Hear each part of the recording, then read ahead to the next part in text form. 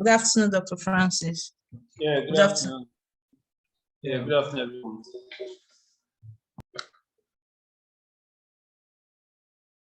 I hope you guys can hear me. Yes, sir. Good afternoon, sir. Happy New Year. Good Happy New afternoon, Year. everyone. Yeah, good afternoon, everyone. All right. Where did we stop last week?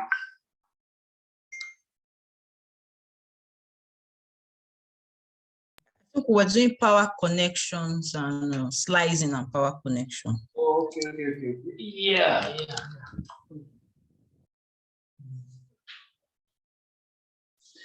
Okay, so we have looked at, I'm sure by now everybody knows how to use pivot table now, isn't it?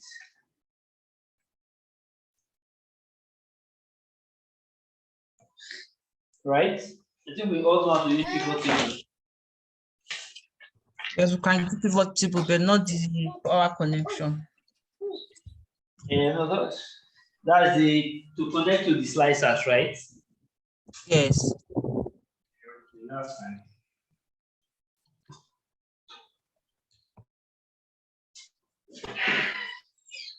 Okay, so when we are looking at your data, right? So the first thing is that there are certain questions you want to ask, right? There are certain questions you want to answer, okay? And to answer those questions, you need the data, okay?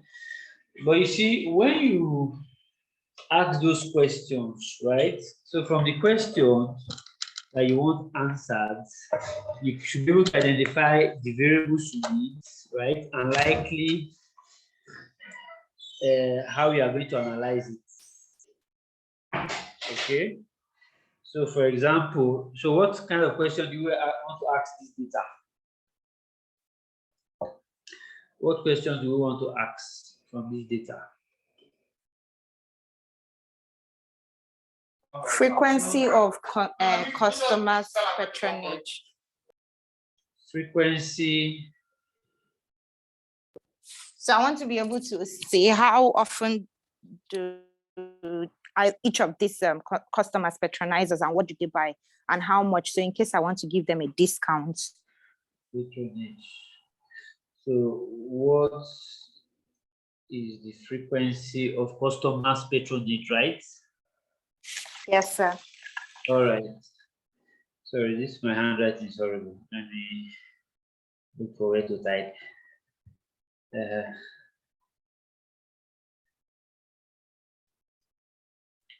Okay. All right, so let me use the text box. Text box. Okay, yes.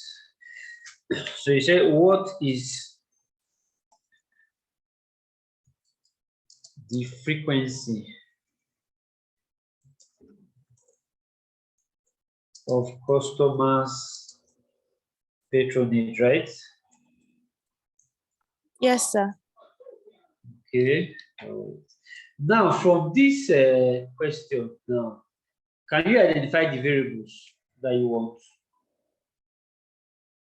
Okay. Yes, sir. The customer name.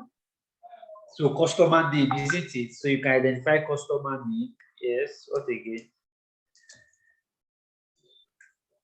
The period, like the date and amount of things they buy or quantity. So date, isn't it? The date, right? The date. So you see, sometimes when you ask certain questions, there are some variables that are implied. And that is why, as data analyst, you see something like dates, right? Region or states. Which other one again? Dates, region. There are some that are so fundamental that no matter the analysis you are doing, right, they must come in. So that's why when we get to Power BI, we'll show you how to build an automatic calendar. Okay, your calendar table, which you must always use.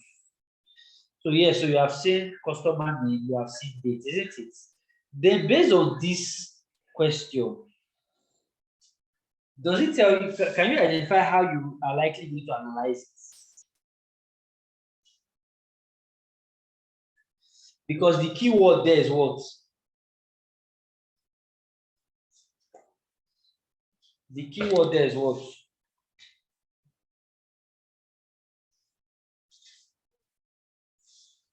Yes? Sorry, sir, my network is unstable. Please, what was the question? Sorry. Now, I I was didn't asking, hear. based on this question we're asking, what is the frequency of customers patronage? So, which is the keyword there? So is it patronage? Customer patronage Customer or frequency. frequency, isn't it? Frequency. Yes, sir. Now, there's an analysis called RFM. Have you heard of RFM analysis? Yeah? No, sir. Have you heard of RFM analysis? No, sir. So it means recency, frequency, and monetary. Monetary. So how recent the customer buy, how frequent does he buy, and what's the monetary value? Okay, so this question you have asked is part of what they call RFM analysis.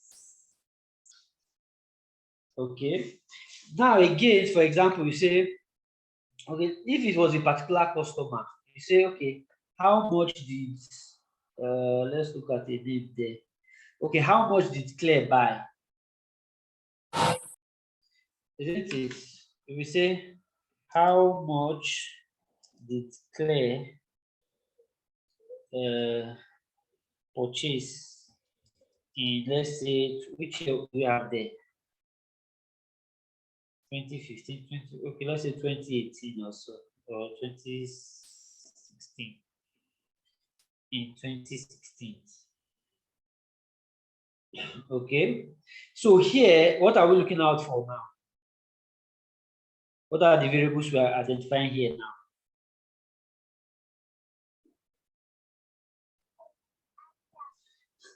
All the purchases made by Claire. Yes, but you need to identify each of the variables now. And the date she bought them. Yes. So date, Purchase yes, and year. yes. What again? Purchase, isn't it? Yes. Purchase Yes. And Claire. and Claire, which is what? Name. Customer. Can you see it now?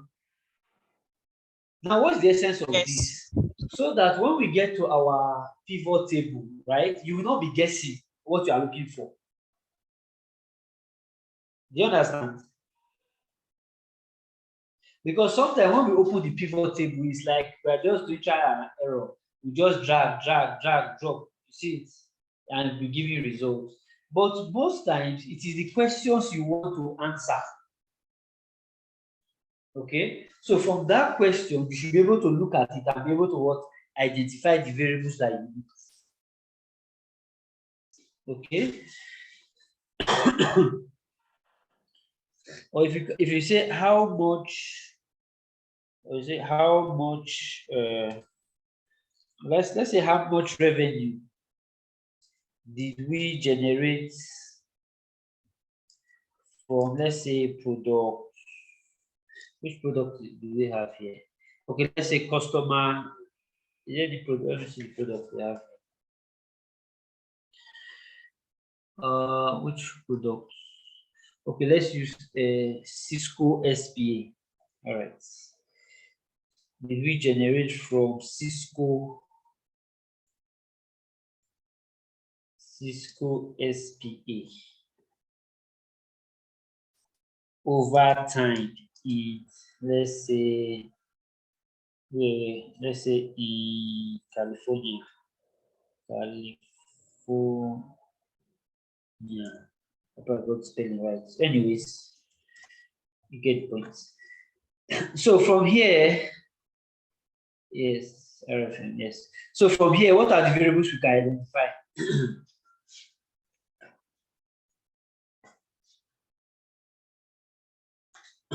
What are the variables we can identify? Product name. So product name, Yeah. product name, yes.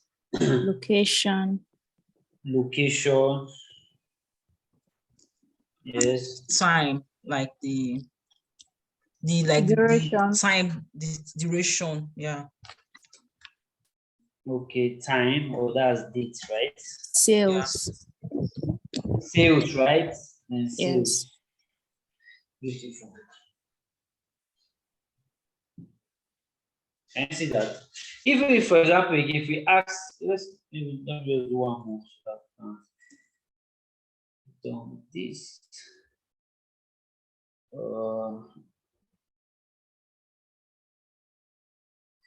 Okay, so for example, if you say how many units of, let's say, each product, right? So let's say how many units of Cisco SPA did we sell this year compared to last year? So let's say how many units of SPA for Cisco SPA.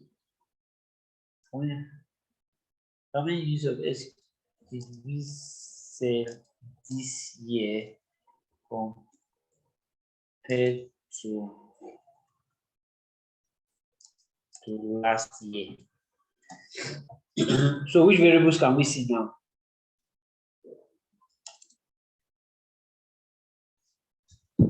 Sales. Okay, sales, Date. Last period. sales, dates, yes. Quantity.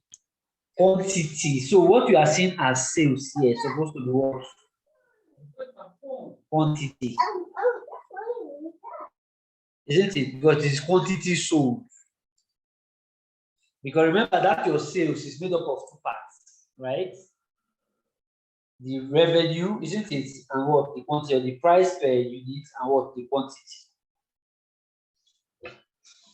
So dates, yes. Any other thing? Product. Products. Yes.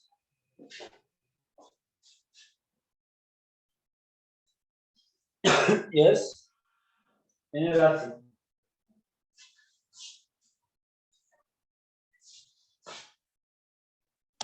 Please, sir, does Purchase. the date come? I think the date will be 2. The date will be 2 for last year and this year. Yeah, so that's already the date now, isn't it? So what you are now analyzing is that I want to now compare this year against what last year. Okay, so that's why when we get to Power BI, you are going to learn what they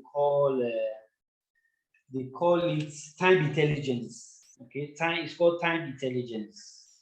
Okay, when you are working with your dates. So same period last year. So how much did we sell this period last week? Or this period last 2 years, or this period last month, or this particular day last month, how much did we sell? Okay, so you can go at that level to analyze how well you have sold. Okay, all right. So now we have seen that before we get to the power pivot, there are certain questions we already have in our minds, isn't it? So from those questions, you should be able to identify, okay, what are the variables I want to get? So once you have understood the variables you want to get, so when we get to power pivot table, we'll just go and look for those variables and drop it there. Okay, so that's what we have been doing so far. Okay, so let's do this. Is this an Excel table? No? Is this an Excel table? Oh, yes. No. Yes, sir. Okay. Yes. Yes. This one's an Excel. Why yes? Why no? Table Yes, design. because Table there's a design. table design. Good. So since it has table design, you already know that's what a pivot table. So remember, always label your work. So let's label it. What can we label it now? Sales. Let's call it sales. Okay. Now the next thing. What's the next thing we'll do?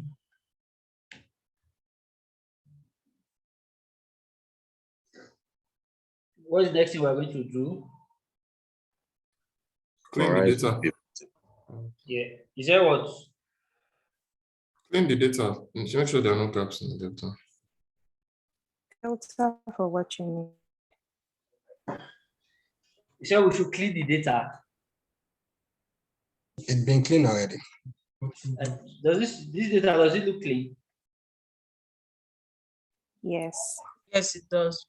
Yeah, it looks clean. All right. Everybody, I hope we know how to identify a clean data. Yes. Yeah. Okay. All right. So since we have seen there is a clean data, right? So what's next we'll do? Summarize a the question. everything. Summarize. Yes, please. Ask your question. So my question is, the way I know how to identify clean data is where there are no spaces and the heading is Yes, just those one rules heading. that we give. Yes, there are certain Yes, rules. the that- rules. But my question is, if the data is really large, maybe like it has like 300 rows and like 50 columns, are we going to now manually be looking through every cell to see whether there's any space with our eye, or is there any way Excel can just tell us, okay, there are empty spaces? So in that case, what you are doing here, this one is how many now? This is 9,000. Is it not more than what you asked? Yes. So here, what you normally do, the easy way, because you cannot start scrolling down to check. Okay.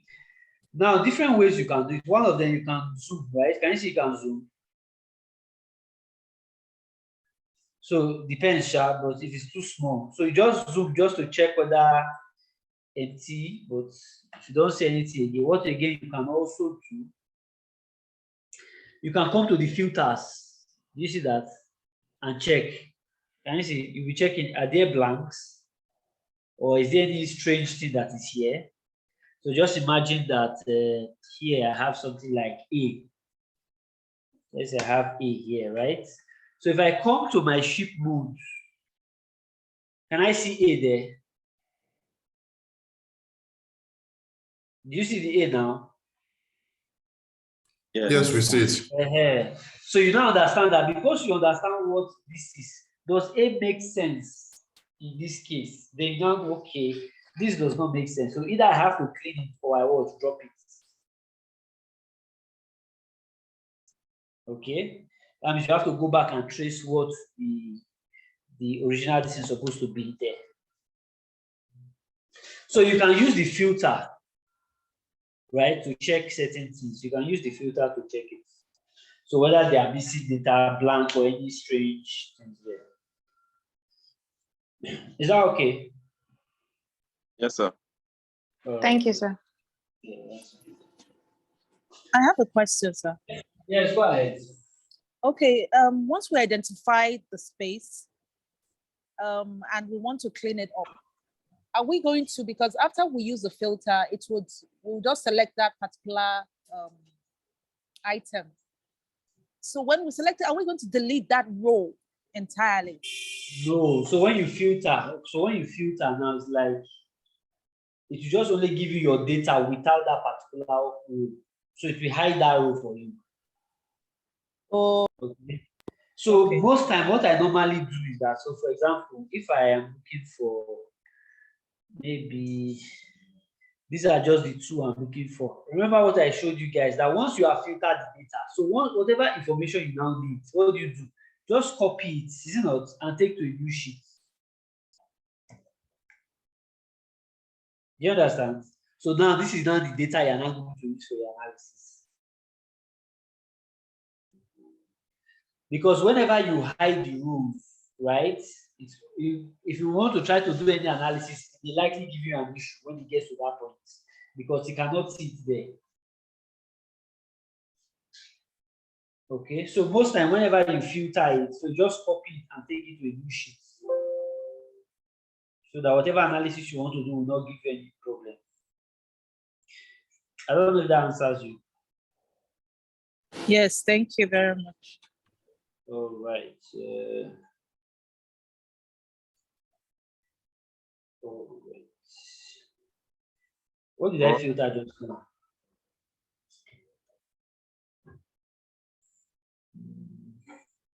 Oh, sir. Yes, customer. I had an idea. Is it possible for us maybe find blank spaces, could we use control control F, Control F to do what? like to find blank spaces? So how will you find the blank spaces? I don't know, maybe like You control F and then Type don't type blank. anything. Like if there's a blank space, Okay, so that you start going in within a bit, like this one is clean, so we'll not find anything here. you will not find anything. But you know that one there. You know another thing again you can also see. You see, when you are working with this thing, there are so many things you can think about. Let's see, highlight cell rules. So for example, now you can also use any of this. So for example, you can find duplicates, right?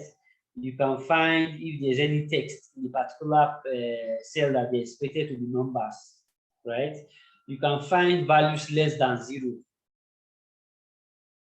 right? If on that column, less than 0, if anything that you see there, or if you see, so there's just different ways of doing it, okay? There's no one way, but if you want to use control find, yes, that's one way. But remember in Excel, there are several ways of doing the same thing, okay? But some methods are more efficient than the other. Okay. But the thing is that it means you have to be always be finding it, right? You have to find. So that is why if you look through, if you can just minimize your data set so that you can see whether you have those blank listings there. Then you now think about what is the most efficient way of cleaning it. But when we get to Power Query, right, we will not be doing all these things manually anymore. Okay, we won't do them manually anymore. Yes, sir. Now, the essence of why we are going through Excel first, why it's very important to understand how you do it in Excel.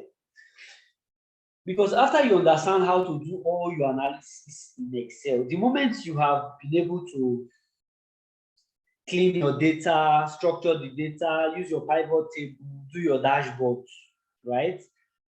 Once you can get to that point, you call yourself a data analyst already. But where the difference now comes is that, where, for example, now, the data set that I are giving you now is now about 2 million rows. You see, Excel cannot handle that kind of data. You understand? Excel cannot handle that kind of data. So what do you now do? You have to use either a database or use your Python or R. But basically, it is the same analysis that you are doing. Some may be more advanced, right? Yes. But it's still the same analysis that you are trying to do. So that's why it can start with Excel and also end with Excel. So after you have taken that 1 million into maybe Python, you can now summarize it there, then push it back to Excel. Then now use it to design your dashboard of Power BI. Is that clear? Yes. Okay, all right, so let's move ahead. So let us build, so quickly, last week we showed how to do the pivot table. So sales, click OK, right? Okay, so what are we looking for now? Okay, let's just quickly just show any of this. Let's say somebody talk about what? Oh, these are questions. How much did Claire purchase in 2016? Okay. So remember that this sheet now is your analysis sheet, right? This is your analysis sheet. So which means I need the customer name. I need, what do I need again? Purchases now, right? How much did she purchase? But you see, at this point, because I need just one, so that means I have to go and look for just Claire. Claire. Yeah, so that's Claire there. So, okay, so that's just Claire. Okay, but the point is that the moment you ask your questions, you should be able to know what the variables. So those variables we are identifying. So this is how we now identify them. And remember again that in your pivot tables, right, you're analyzing it through quantitative by qualitative. right? So this is your X, this is your Y axis, right? So all this will be your qualitative variables. Qualitative, why this is your what? Quantitative. So for example, we have sales here, isn't it? So sales will be here. Here you can talk about what? Region. Can you see that? So the same way, if we put them in tables, so just imagine how you want to draw it on paper. That is the same way you are going to what? Analyze it. So here I will have, let's say, region. So let's say region. So I have maybe north, east, and west. Okay. Then I can have maybe sales. So that means that if this is how I want the table to appear, then I have identified that I need what? Region. Identify I need what? Region. And identify I need what? Sales.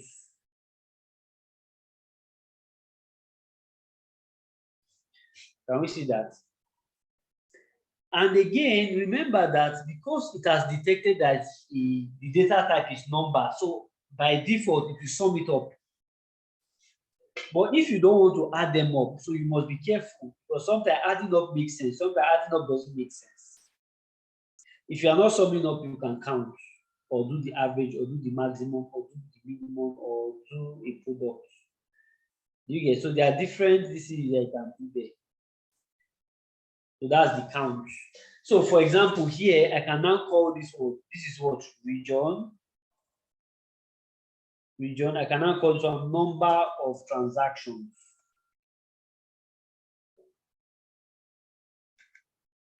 Okay, then I have my total.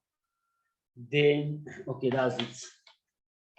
Okay, so it is based on this now, you can now what? Do your visual. So let's say I have this visual. All right. So I'm sure at this point, everybody can do up this now, right? We can all do this. Yes, yes. Remember, the Yes. moment you do your pivot table, what should you do? You name it. Label it. Label it, Title. name it. Quickly, You name exactly. it, yeah. Name it. Quickly name it, because you'll be carried away doing all, you'll be dragging the different variables there, so you see your data, right? So when you want to now start slicing or do certain things, you will not be able to trace which is which anymore. Okay, so here, let's call this one region by transaction. Okay, so if you want another one, let's say, let me clean this off.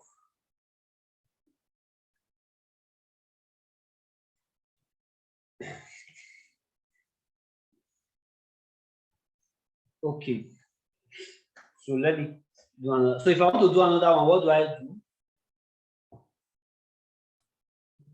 You can copy this there and then change it. Copy it. Yeah. I should copy it like this. Yes, paste somewhere, then you can change. Come and paste here, right? Yes. Then what do you do now? You now drop whichever variables you want. Yes. So let's say segments by transactions. So here I'll call it what? Segments. But remember, because it is linked with this, okay, so you also have to be careful with that method. Okay, so but basically, if we do the traditional way, yes, you can do that, but you can also do your insert, pivot table, right? What's the name of the data? Sales, right? Was it sales? Yes, sales. Okay, so you really have it there, just call it now. So what do we want to look at? Let's say segments by what now? Okay, let's say by sales. All right, segment by sales. So let's call this one segment by sales. Okay, so here I'll call it segments. Here is total. Then here, let's call it total revenues. All right, then if you want to format, what is shortcut to format? Shortcut to format. Control-Shift-4. Control Shift Control 4. Shift 4, beautiful. Control Shift 4. Okay, then you do your visual, right? You do your visual again. So now, remember that there are basic visuals you can do with your pivot table. Okay, so is it all visuals you can do with your pivot table? No. You know we No, have all sir. these. You know we have all these visuals, right? So, for example, now can you do a tree map with your No, pivot table? sir. No. Everybody, we agree, no? You can't do it to a trimmer, please. You can't do a tree No, map. sir. Yes, Can't do it's no, it's no. It's no. So everybody will I don't agree know no why. now, isn't it? So it is I'd like just to the know basic- why it's no. Yeah, why exactly? Why is it no? So can you see, for example, if I click tree map, do you see what it's saying?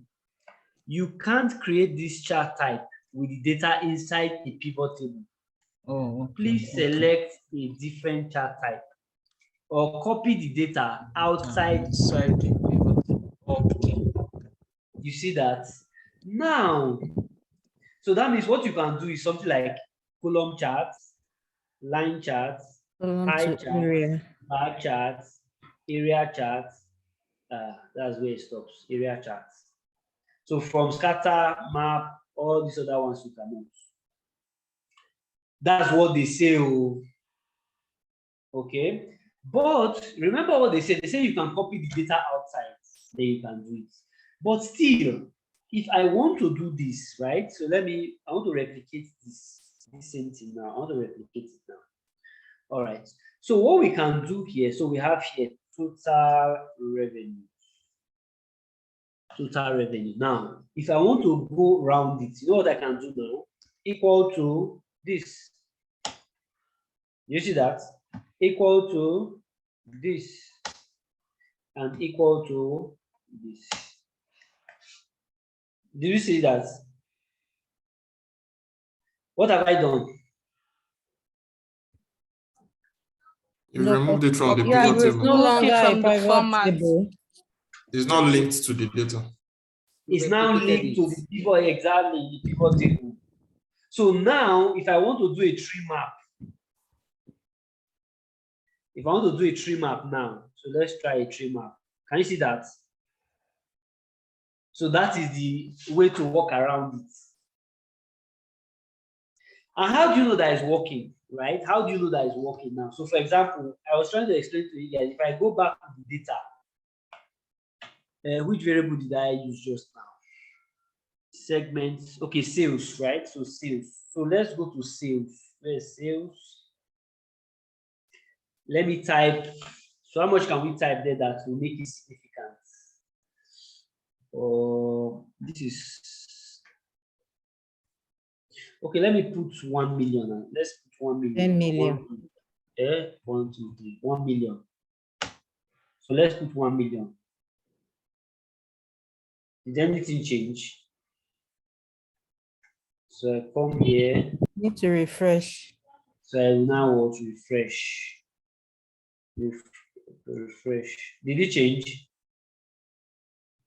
Yes, sir. Yes, sir. it From did. 1.1 to Exactly. 2.1. Beautiful. So whatever happens here will also happen here. So what you have done here is what they call what? A helper cell. It's called what? Helper. Help us sell. It is when you are doing something like this. So maybe because I'm doing a pivot table, so certain visuals I may not be able to see traditional with native pivot tables, okay? But I want to make other visuals. So what you now need is what? A helper cell. Now it is only at this point that you see that whenever you do this, because they are being duplicated, right? What happens is that this is where you now see people trying to what? Hide. You understand? So this is a typical situation where you see people want to what? Hide. They can now what? Hide it. Okay, but be careful when you. So let's say if I hide this one now, will it affect the other one? You see that? So these are situations where we say, okay, and even if you don't want to hide like this, I showed you another way. What's the other way to hide? You change the What's text another to way of- white. Yeah, exactly. Beautiful. So I change it to white. With all my borders. So it looks like nothing is there. Right? But as long as you are moving this data to be showing, so unless you are really conversant with how it works, then you'll be able to identify where it's hidden or not. So are we okay with this? So how we can work around plotting other charts using pivot tables? Clear? Yes. Yes, sir. Yes, because I know most people that already know how to use pivot tables, right? Already.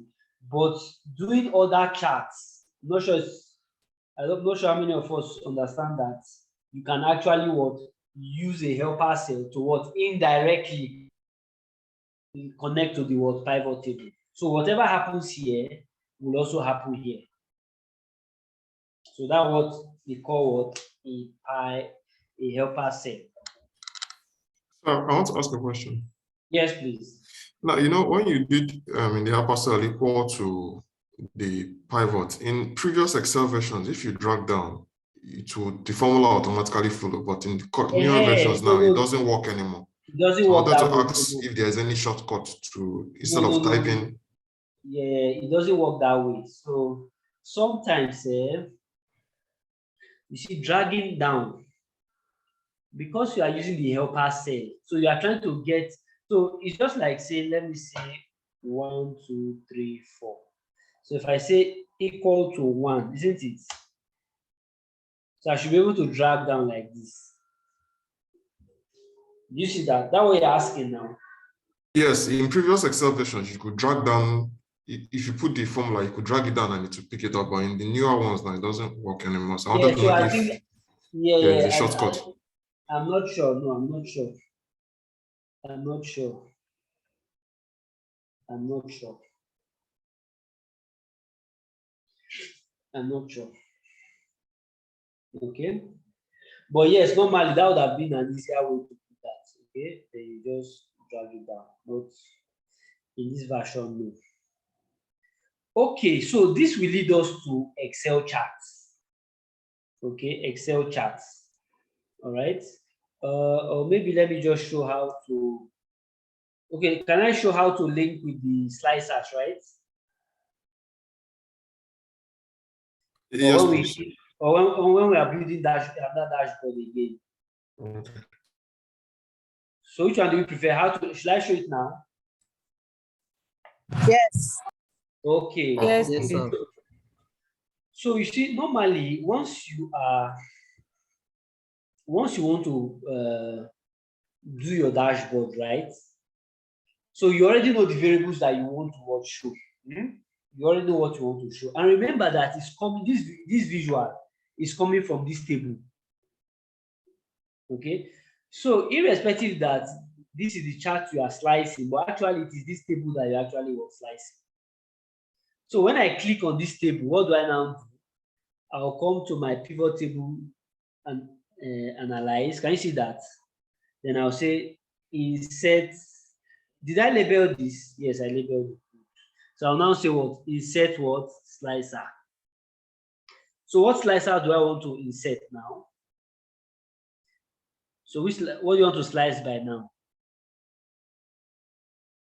What do you want to slice by? So let's say we already have segments here already. Category. So let's say category. Yes, which other one?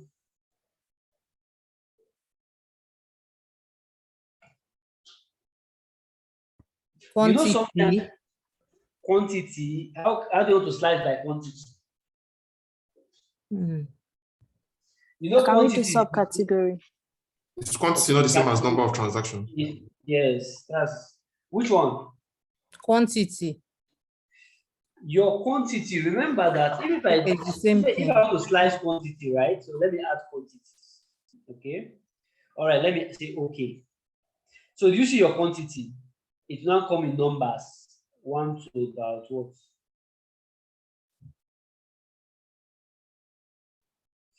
So sometimes if this is what you want to do, that's okay. But remember, if it's maybe up to 20 or 1,000, it doesn't make sense to do it this way.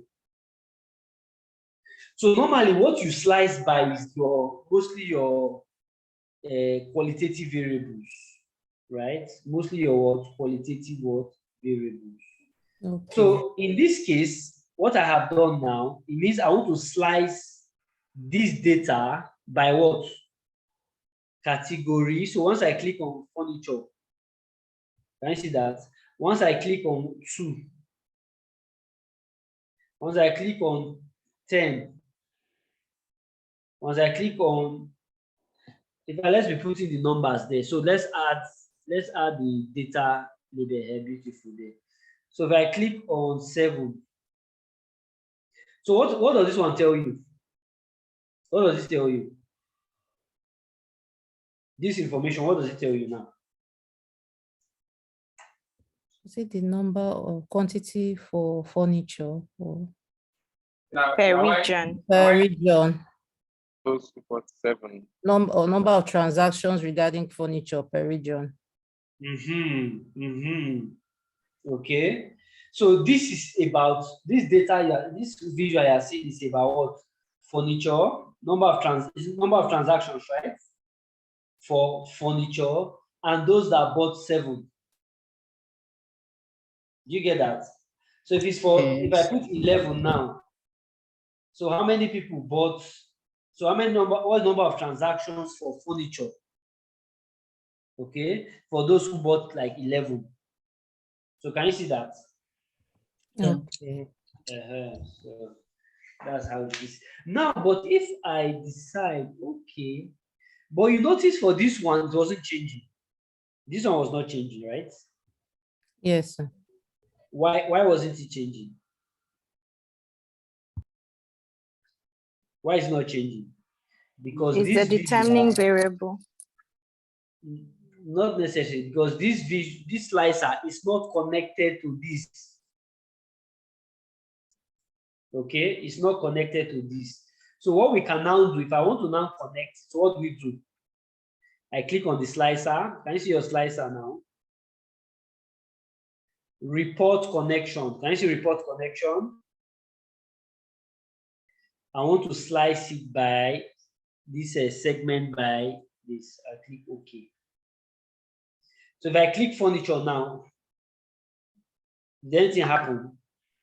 Yes. Did anything happen? Yes. Yes, sir. If I have clicked quantity, did anything happen to this? This is segment by what? No. No. No, right? So what do we now do? You go to Make it- slicer again. To for connect it So I'll quantity, click connect this. Yes. What do I quantity. do? Slicer. Is it Slicer, report connection. Report connections. and connect to it and say okay. So now if I click 4, is anything happening now? Yes, sir. Yes. Yeah. Great. So have you seen how to connect your slicers now? And again, you can also format your slicers. You can also format your slicers. You can also format your slicers to look the way you want. So you see that you can also format your slicers. Okay, so far for pivot table now, is there anything in pivot table that we have not touched? At least we have touched the fundamentals now, isn't it? Then I've also showed you how to generate a lot of reports with pivot table, isn't it? Yes. Yes. Yes. So if I want to get a report for consumer, customer, and this, right? So what do I do? So I want to get a region analysis by segments. I want a report for that. So what do we do?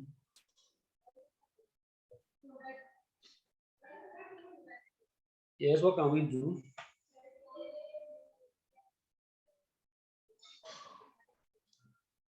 Yes. So what are we going to do now? Insert a new pivot table. You insert a new pivot table. Okay. Insert a new pivot table. But already, because we have this pivot table, so the only thing we are going to do is just maybe, for example, I will just add, let's say, region. Let me add region on the filter. So that means I want to report this. So let's assume that this is the visual we have here, right? Okay, so if that is the visual that we have here, then what I would like to do is I'll come to my pivot table. Can you see your options? Isn't it? Yes. So I'll say Yes. show report filter pages. Show report filter pages. So by region. Okay, and that's it. So I have it for west, east, south, and whatever. So can you see that? So that report already has been created for you. So that's another thing again. You can also do your pivot or table. Okay. Then sometimes when you are slicing, again, there are certain times when you have. Okay, maybe when we start it, when we see certain data, we also need to filter the data, because sometimes you will notice that in your slicer, there are certain data that will not show completely. Okay, so what you do is that you say hide. So look how you do. You click on your slicer. You click on your slicer. You click on. Okay, let's say I add another variable. Let me add another variable data. Okay, hold on. Let me come here. Let me add another category on this data. Which one is this now? This segment, right? Segment. Where is segment? Okay, so let me change one of them. Let me change this one to A. I want to change it to what? A. Okay. A. Okay, to include in this one. Trying to see an example we can use. So if I refresh, To refresh. yes, that A will now come here, isn't it? A will now come here. Now on the slicer, so this is by category, right? Now, since this is by category, let's say,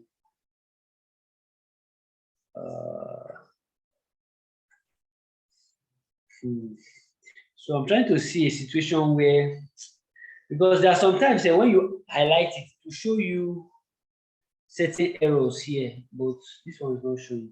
So in that case, but in case you have any challenge that way, to make your slicer look cleaner. Okay, let me add another slide. Let me add another slicer called segments. Okay. So on this slicer, I click on the slicer, click pivot table analyze, right? Come here to insert slicer, then come to segments. Click OK. Now you can see that there. Dr. Francis, Yes. the table is already, it has segment there. Are we supposed to also get a slicer for segments? So most times when you do that, this is the typical example when you disconnect that your slicer from this visual. Do you understand? You can slice other visuals, but this particular one that has segment, you will disconnect from it. Okay. Okay, let me see on that thing. So on this data again, let me go to, I think it was sales we're working with. So I don't want you to have any data there. Yes. This is revenue. Okay, so let me refresh. Let's refresh. Okay, there's nothing here. Beautiful. This is exactly what I'm talking about. So do you notice now there's nothing here? Can you see once you are doing it, it will give you error? Can you see that? Yes, sir. Which means that Yes, if I sir. want this slicer to be clean, I want to remove this A from it. So what do I do? I'll click on my slicer, isn't it? Come to what? Slicers, isn't it? What next? Report. Slicer settings. Can you see? Hide items with no data. You see that? Hide items with no data. So click on that and click OK. So it has disappeared. So now my slicer now looks cleaner. Did you understand it? Yes. No, I did not. You didn't get it? Okay. No. Okay, let's undo. So what we are simply saying that sometimes when we have slicers, right? But in this case, the slicer has no data. So anytime you click on that slicer, when you build your dashboard, all of them will become empty like this because there's no data. Okay, so to avoid it, what we want to do is to hide this particular slice, this particular option here, so that you don't have to, the person won't have to check it. So the only one you can click is the one that will be having data. So that is this A that there's no data, I want to hide it. Do you understand? I want to hide it. So that on my slicer, I only have 3, not 4. Okay, so what can we do? I will now come to the slicer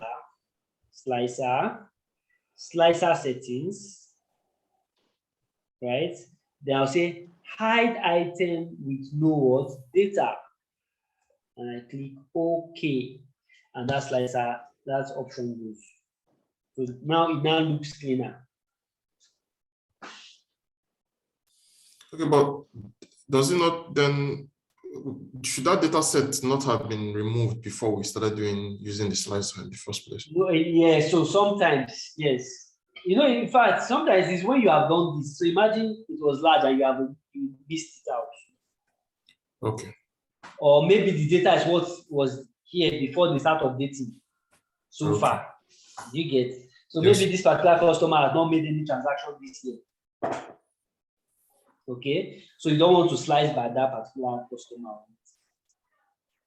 But Dr. Francis, I think sometimes it's not good to have that information there. Yeah, I was going to ask that. In Now- case you want to know, okay, that customer or that segment didn't have any transaction Yes. during that period. Now, but once the data comes in, so let the data come in now. So this is A now, isn't it? So let the data now come in now.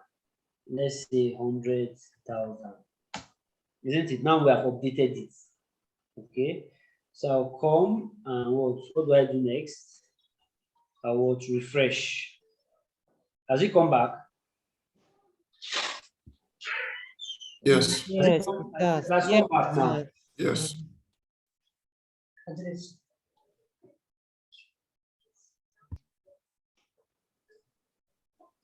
Okay.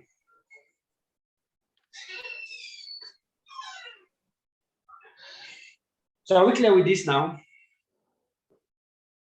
Yes. Now, if you have, then there's timeline too. Timeline is when you are dealing with dates. So there's also timeline. So let's say, for example, so let's create another visual here. Another pivot table. So pivot table.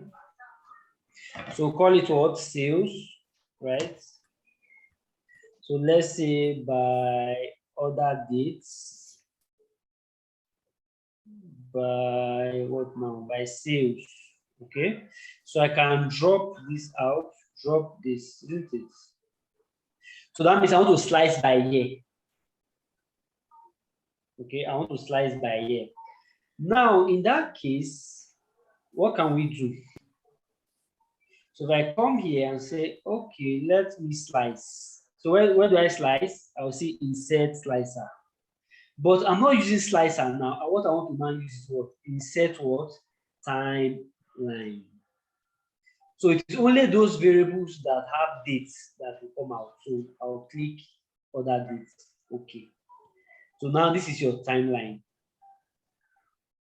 So if I trace, can you see that? So that means I can now start slicing by month, by year, by whatever. Then again, the same way you can also connect. So if I click on my timeline, I can go to report connection. Who do I want to report to? Let's say report it to region and this.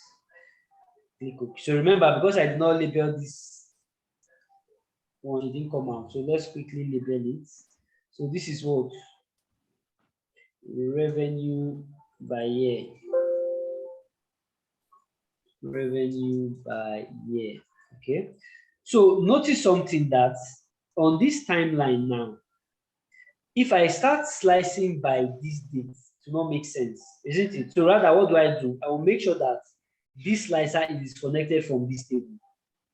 Because if I plot my visual here, let's say I have here, I have total revenue, and here I have total. Okay, so let's assume I plot my visual. Let's say it times this data. Okay, so if I click on April, is it changing?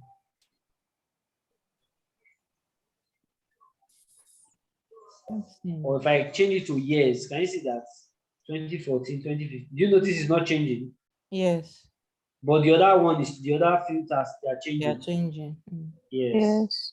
So because you need to what? Disconnect your slicer from that particular word, visual. Okay. So the person that who asks about segments. So this is a typical example. Yes, you are not expected to connect it immediately that way.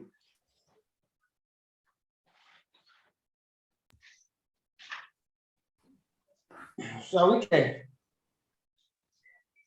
Mm. Yeah, I want to ask, why didn't the last chart move? Mhm. Is it because it's not connected? Yes, exactly. If you check your report connection, can you see that? Can we connect it?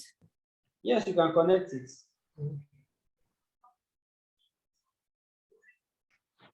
Yes, you can connect it.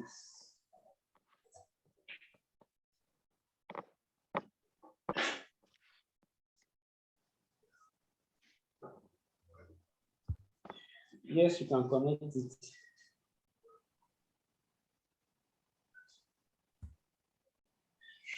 Okay, yes, you can connect it. Okay. All right, so are we clear with this?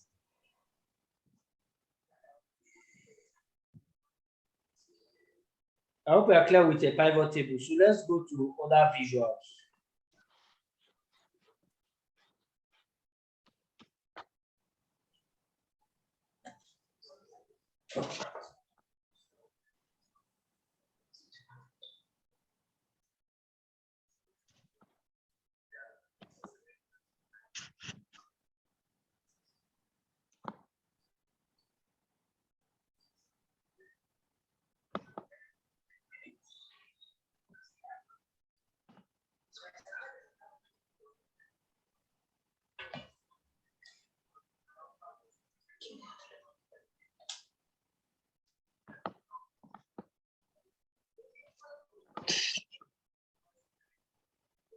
All right, let me quickly share my screen.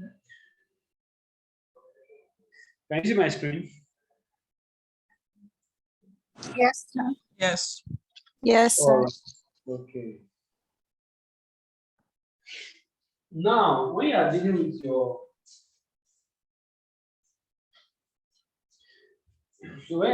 your charts, okay, so we have seen that there are a whole lot of charts. There are a whole lot of charts you can do, okay?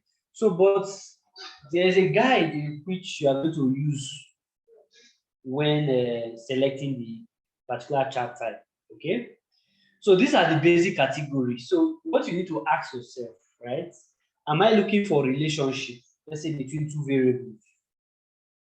If I'm looking for a relationship between two variables, say revenue and quantity, so I'll either do a scatter chart or I do what? A bubble chart. So if it's 3 or more, so this is 2, you can do scatter chart, but if it's 3 or more, then you can use the bubble chart.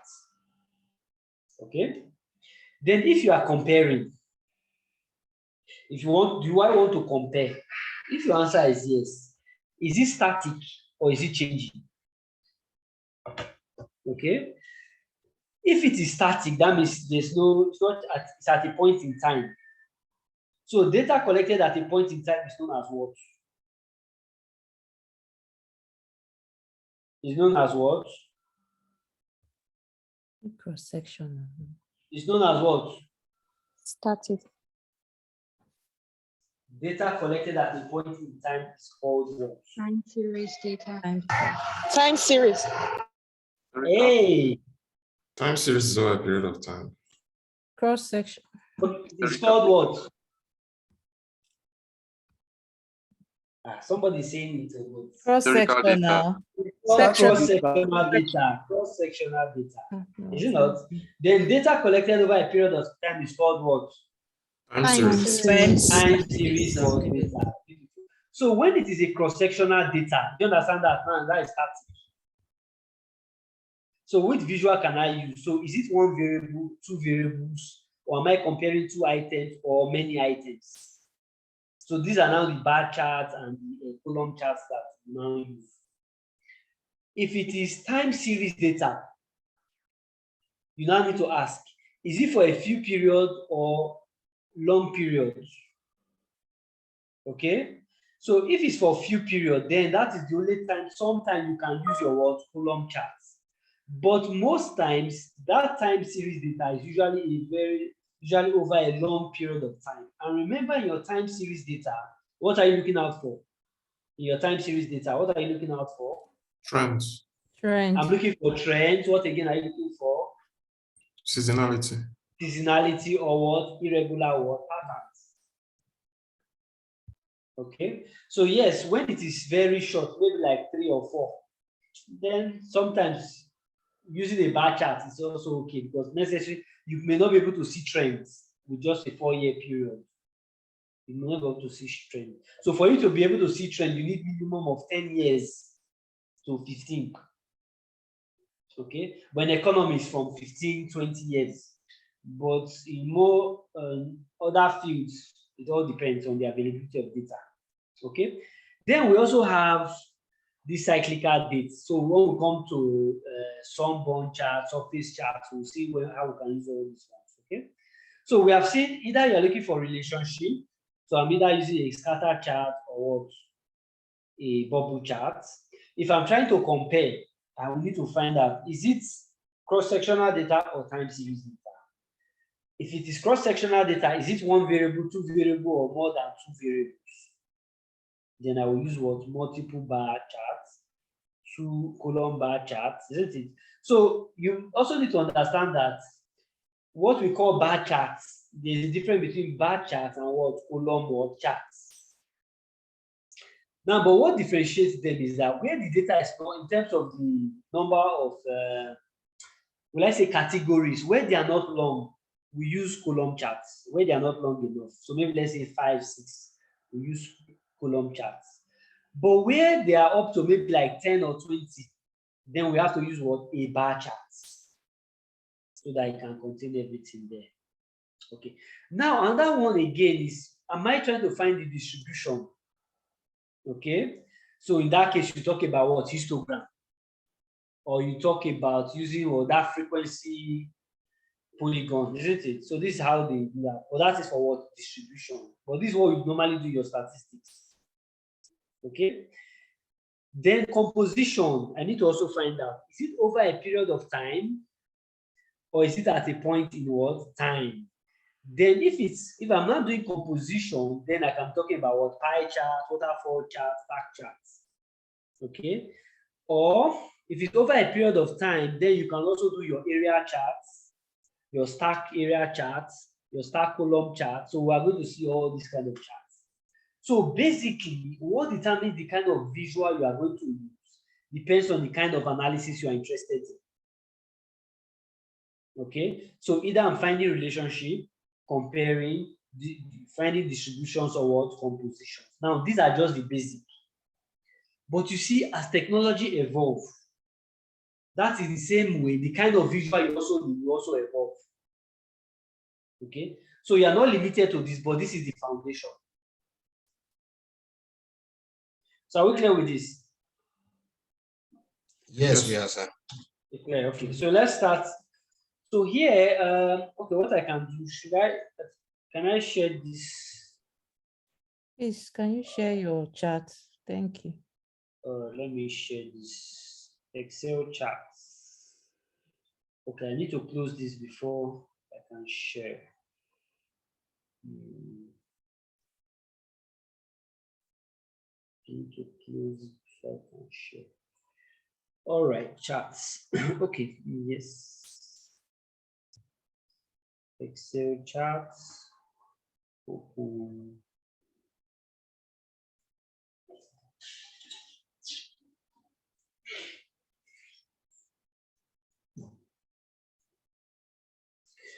I don't know how big the file is. It shouldn't be that big now.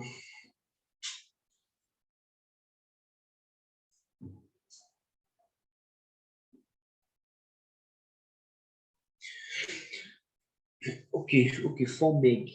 Wow. Okay, no, I think there's a picture that I put there.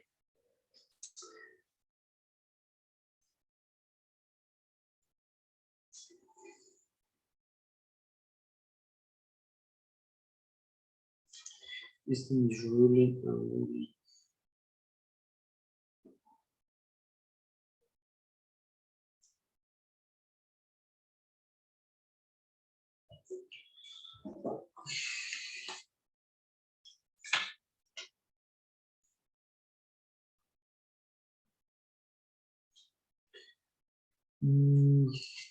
Wait, let me see if I can. For this file, I don't know why it's delaying to send. It's not supposed to take time like this. Excel charts. Okay, while it's sending, while it is sending, let me open.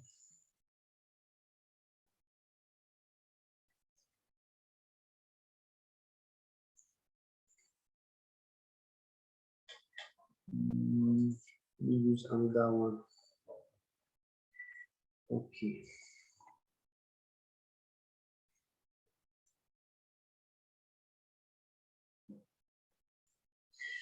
All right, while it's loading, let me not touch it. Let me not touch that one. Okay. So the file should go now. All right, can you see my screen now? Yes. Yes, sir. Yes. All we can, right. sir. Okay. All right. So when you look at this type of data now, right, you can see this data now, right? So what are we trying to achieve here? Yes. What are you trying to Revenue achieve? from different branches in different states. Yes. So what do you want to do in that case now? We want to compare. We want to revenue compare. and This is expenses. exactly. So we want to compare. Yes. Okay, we want to compare. So what will be the most appropriate chart for this? Bar chart. Bar chart. Bar chart. Bar chart. Now, what you are calling bar charts Bar, is called a column chart. What you are calling bar chart is called a column chart. So that bar chart, so let me show you here, right? So do you see this chart here? So you know, insert, so this is the chart. Now this chart you are seeing here, can you see that? Can you see this is column? Yes. And Yes. this is what bar. So which one did you call? Is it this one or this one? Column. It's column. Column. So what you see what you were taught in school then, isn't it? As bar charts is actually called what? A column chart. Okay, a column chart. Now, but the thing is that when do you use which? You notice that whenever you have, okay, we are going to look at it. We'll see how it works. But this is what they call what? A column chart. So this is the traditional chart we normally use, isn't it? And you know here, in this your visual, if I want to include the labels, what do? I click on the plus and say data labels. Can you see that? Then if you Yes. want to further, maybe at the ends, on the base, outside, call out, inside ends, you get so more options. So you can series name. So you can edit it as much as you want. Okay, you can edit as much as you want. So I can remove that. Can you see chart title? If I want that, I can do that here. So I can call this one. What can I call it now? Revenue by Revenue what? by branches. Revenue by branches or by state? I think By- by branches. By Or st- By branches, states. right? By State branches. of- No, by revenue branch. by state. by state. But if they don't Okay, have so branches either in way, all the so states, the branches are in different states, Yes. right? So yeah, so which one would more appropriate now? By According branches, to the right? table, Revenue by branches. state. By Branches. I think by branches. So Okay, that let's they assume. can be in line State with what we branches. have in the table. They may So not if have. let's assume we're in head office now. They have brought all their data now. So are we going to analyze it by state or by branch? By by branch. By branch. state. By branch. Branch. By branch. Okay, so whichever you feel is more appropriate, put it there. So if we say it's by branch or states, it's okay. Dr. Exactly. Francis, Yes. why are we using column here? Is it because the number of variables are not many or? Thank you. That's it. Exactly. Yes. Okay. That's the criteria why you use it. The same way, I can have this where I now have two variables. This is a single variable now, isn't it? Just revenue. Now I have revenue and what expenses. And we see that it's again, the data is it's not lengthy again. So I can do that again. Insert. Now we can now compare.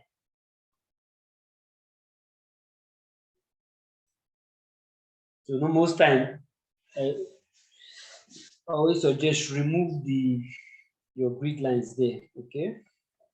So here will be what we call this one now.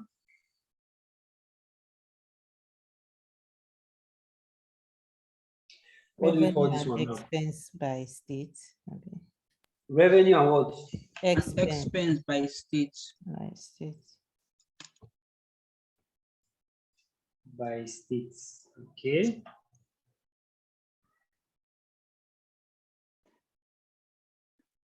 Okay. Then this one also can also take that. Insert. They also have something like this.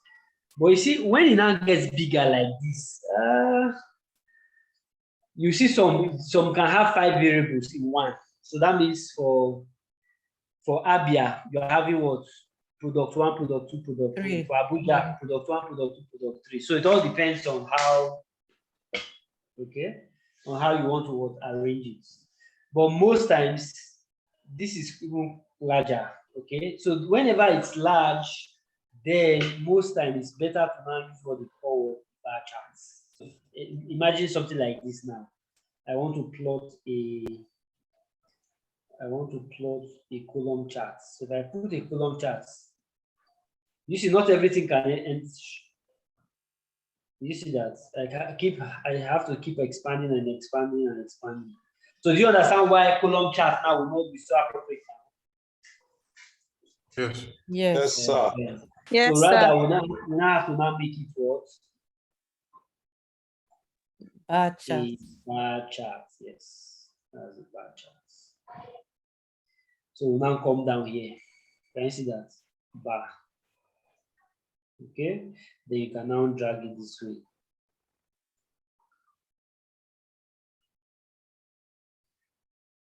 But you see again, if your data is too large, right? So what can you do? If it's too large, what can we do?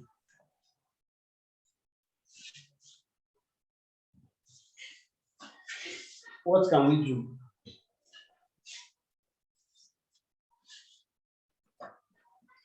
If this is too large to show everything, so what do we do?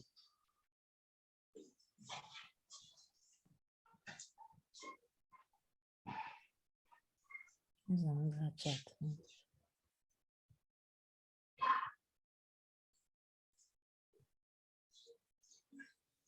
Yes. So what can we do?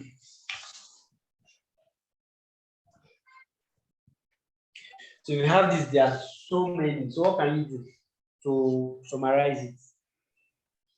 Top 10.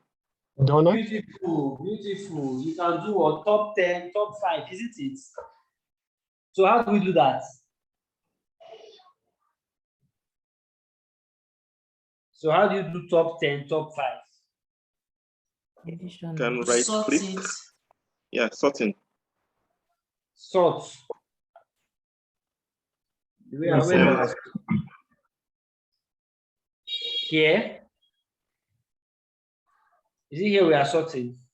No, sir. No, sir. I think it. Yes. So remember, we'll come down here, right? You know how to put your filter button. Control Shift L. Yeah. Control Shift L, beautiful. So I want to what? Sort by, isn't it? Yes, What sir. am I sorting by? Top 10. Top 10. So let's say if I come to cut, okay, let me see. By revenue. By what? Revenue. Revenue, but I need the options to come out. Okay. Can you see that? Largest to Number, smallest. yes, number filters, right? Number filters. Okay. Can you Yes. see top 10 here now? Yes. Yes. Yes, top 10. Click Dr. OK. Francis, does that mean it doesn't work for qualitative data, the top 10? So that qualitative is just for you to filter the names. Okay. Because when you check the Yes, client, when I it checked didn't here, come out. it Yes. did come out. Yes, it did come out here. But if I come here, let me see. If I come to custom filter, no, it's just the text. So now I can now call this one what? What can I call this one now? Top 10 Top 10 what? revenue. By what now? By clients. Or top what else can we, how can we summarize everything? Call it one. Top 10 Top 10 clients. clients. Let's see top 10 By clients.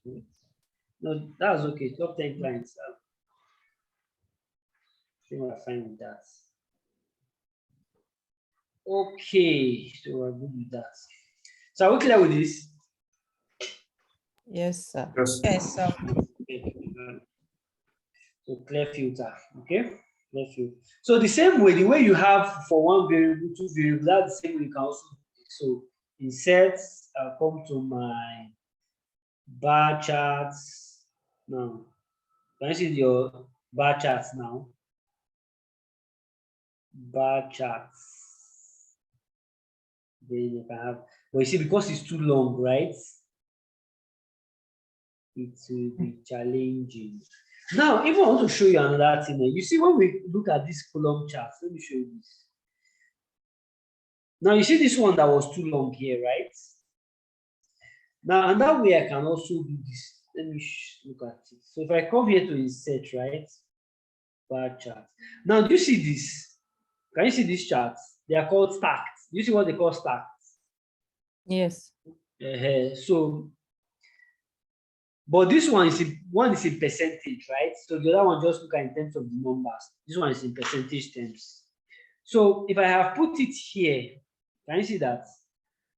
So for each of them, right, it will no longer bring the three of them separately, but it will take them in one.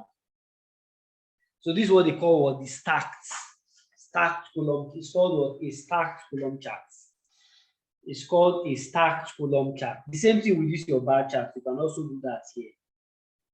So that means that I will have just for two variables there. So if I take that, insert, I come to the chart. So can you see that bar charts, stacked bar charts?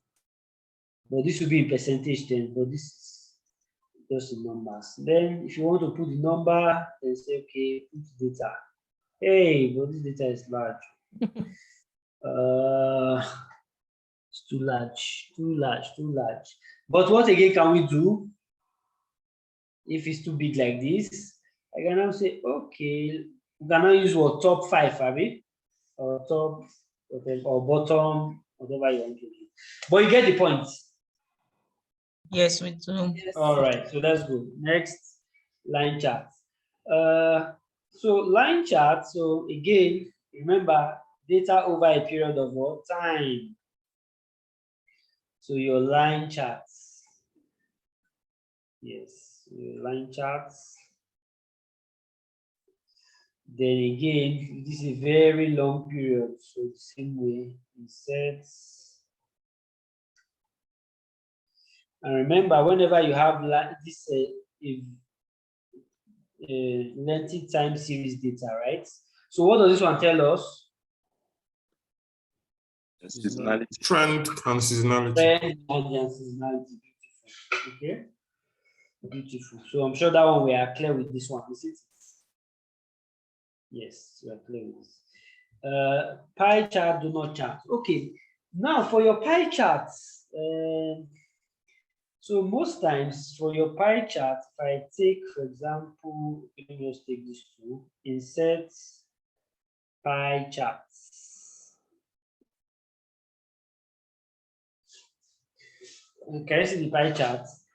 But you see, these days, you hardly see people use pie charts. But the important thing is that what pie chart is trying to do is just looking for what? The composition, isn't it? Decompose what is your own share from the total.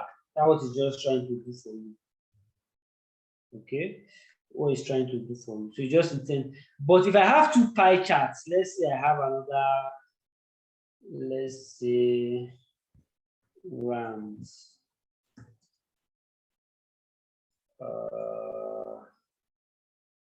Let's see. Okay. All right. So if I have two pie charts like this. Let's say this is another, this is A and this is B.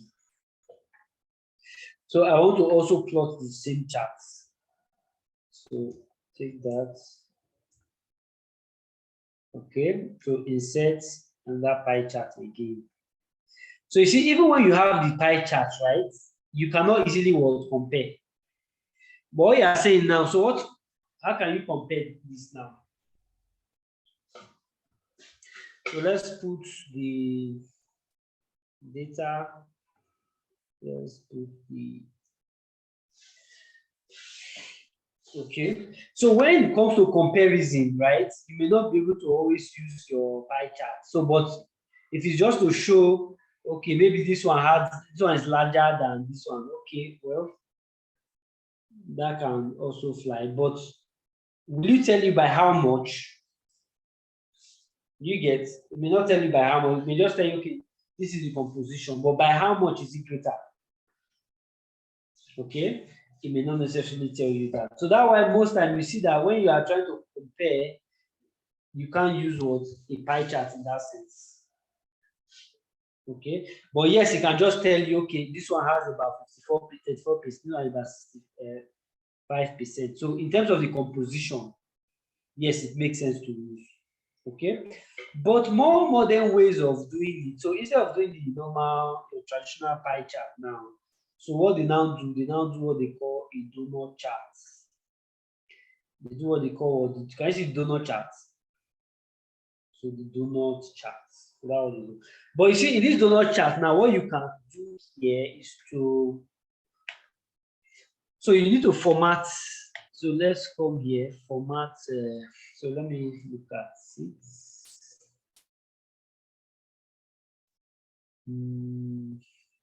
So if I want to make these things bigger, right? So let me see. So let's see your chart design. Now you can also come here. You can also come here and also change the different types of charts that you want. Okay. But I'm looking for, if you want to change it to make it larger, so let me come back to the native one. So here, if I right click and say format data series, can you see that? Do you see the donut cone size?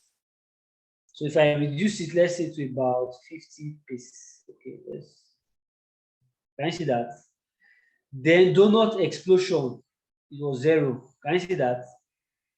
So I can now adjust it the way I want. So when you see those charts, that they will put some spaces there. So that's how they have done that. So what I do, I just right click, format data series, then come here and adjust angle. Then you see that you can switch it. And that's it. Shall we clear with this? Dr. Francis, Yes. so Yes. what's the advantage of the donut over the pie? There's no advantage. It's the same story they are telling. It's just a modern way of just representing it. That's all. But again, there's something else you can do. There's something else you can do. So imagine now that let's say total revenue was, let's say 100 million. You see that? So this 100 million now, this is the breakdown of it. So let's say branch A, branch B, branch C, branch D. So that means that from this 100 million, branch A made what, 34, right? This one made 42, this made 33, this made 9%, contributed 9% to the revenue. So one advantage of using your donut chart is that you can also put a context in which you're analyzing this. But there's a chart that we'll go and do. Okay, but let me do this now so that you can just see how it works. So I will come here. Can you see your inset? Now, because what I want to do now, I want to put this 100. Can you see? I want to put 100 million inside this middle. Okay. So what can you do? I'll come insert, right? Insert. So either if I come to shapes, can you see shapes? I'll say text. Can you see your text box here? Yes. Text box. I'll come and put the text box here. Okay. Now what I want to do, I want to say equal to, remember what we did that time, equal to what? This guy. But you see, it's not working. It will not allow you. Okay. Now this is where you are now going to use your function bar. Can you see? Equal, I'll come to my function bar, equal to 100 million. Now it will appear. You see what I did? Okay. Yes. Yes. Sir, please, can I see it again, sir? I didn't really get it. Okay, didn't get it. All right. You understand what we want to do now? Is it? I want to put this entire value right inside here. Okay. So I'll come here, insert. So either I use shapes and say text box, or I come here to text and text box. Okay. Either of them. So I'll put the text box here. Okay. Now I want to link this cell to this. So if I have typed this cell inside here equal to and linked it here, you see when I click enter, it wouldn't work. So what can I do? When I click here, right, to type here, I will come and click on the function or formula bar equal to 100 million. Enter. Now it will come in. Then now I can now increase that, whatever you want to do there. So doctor, that means if you change that figure, it will automatically change. Yes, exactly. So let's say if I remove this guy from here. So let's say 100 million. Ah, this one's too big. No, let me reduce it from here. Okay, let's reduce it from here. Okay. Well, let me confirm that if I change here. So if I change here to, let's say 20. Yeah. Well, this guy is not, okay, because this guy is the one connected to it. Okay. Anyways, so let me take this guy back here. Now, but what we can do again, if I click on this, can you see fill? I'll say no fill. Then this line, I'll come here and say no line, so that it will be cleaner like this. Can you see that? It will look Yes. cleaner. So what I will do now, I can now increase the font size there. I just want to make it look more fancy. That's why so I can switch the maybe yes. Then I can maybe put color there.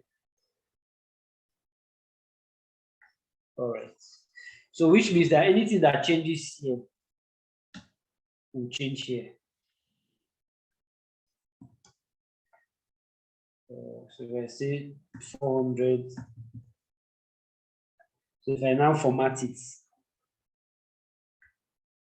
well, this is too small for it. But anyway, you get the point, right? Yes, sir. Yes. So that's the advantage. So you can now see that's the advantage you have here using these donut charts over your pie charts. Can you see that? So how clear with this? Yes, Yeah. sir. Yes, All sir. right. Okay. So Yes, sir. all right. So let's go ahead. So area charts. So remember for area chart over a period of time, but you are now comparing different variables on top. So if I highlight this, I come here.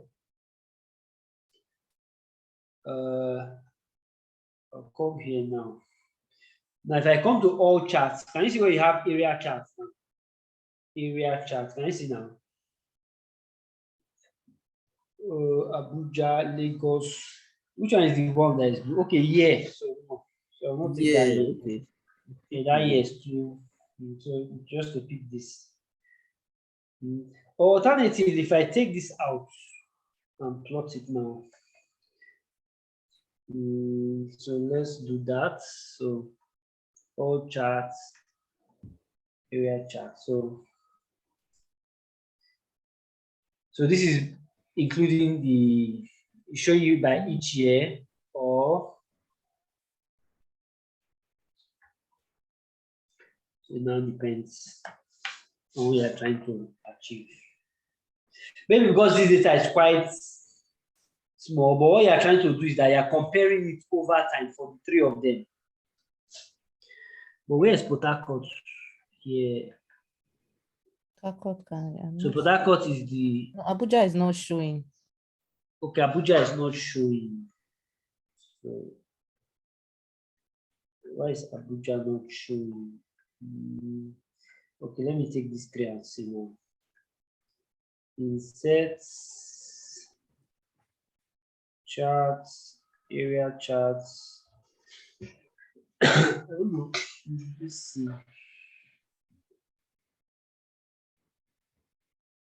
Now this one will not make sense. This is so why is Abuja not showing? Let me see. So maybe the Right. figures for Abuja are so small that just covering PH is just covering. Yeah, exactly. Okay. So they're not coming out now. So I don't know.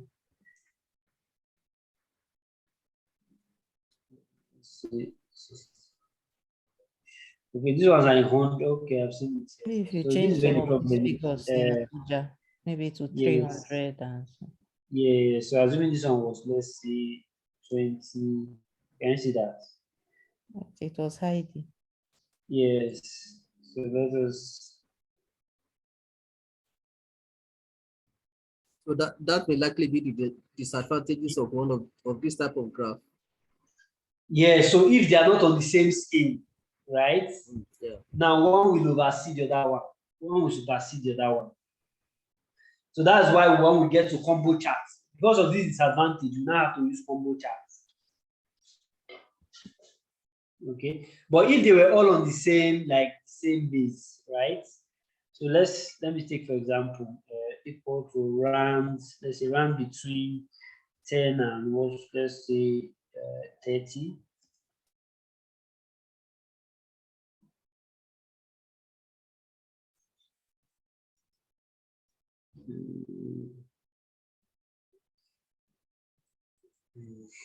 Okay, but are we seeing the 3 now? Yes, okay, the 3 are here. So that's fine. So we are looking at it over a period of time. So we are looking at these three variables over a period of what time? So let's take that and set. Okay, this is perfect. Now this is perfect. This one is better. Yeah, this is way better. Okay, so we are doing a time series data, is it not? But comparing what the three variables. Okay, so that's what you use your area charts. So your bubble chart or your scatter chart, right? If we do that, insert your scatter charts. This is your scatter charts. Okay, this is your normal scatter chart that you have.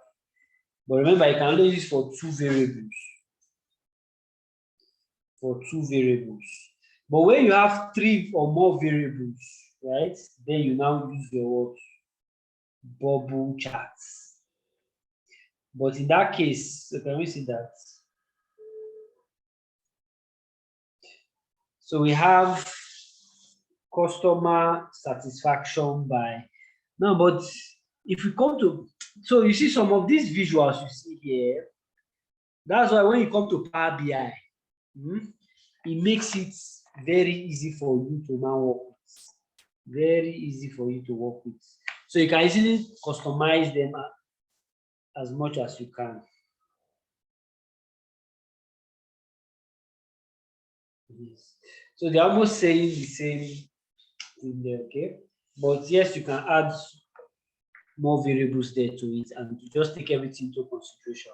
But for your scatter chart, you can only use two variables. So that's just the yeah. Okay, and that's in again. Okay, so if you again you can come here again and but when we get to Power BI now, we'll now show you how you can. Excuse me, Yes. Dr. Francis, like this one now that has regions, quantity, revenue, customer satisfaction level. I'm not seeing from the bubble chart, I'm not seeing the different things well clearly because they're the same color. Yes. Yeah, what you are seeing here, okay, this one here you are seeing here is the actually this quantity you are seeing. Okay. Right? But Yes. actually it's trying to plot. So what you are doing, you know, you are looking at variables. Okay. So it will be looking at, so that why I don't know that this data will be appropriate for this, but what we are doing here, so let me use just two variables so that we'll see for two variables because it has so many things there. So let's take two variables here. Insert bubble charts.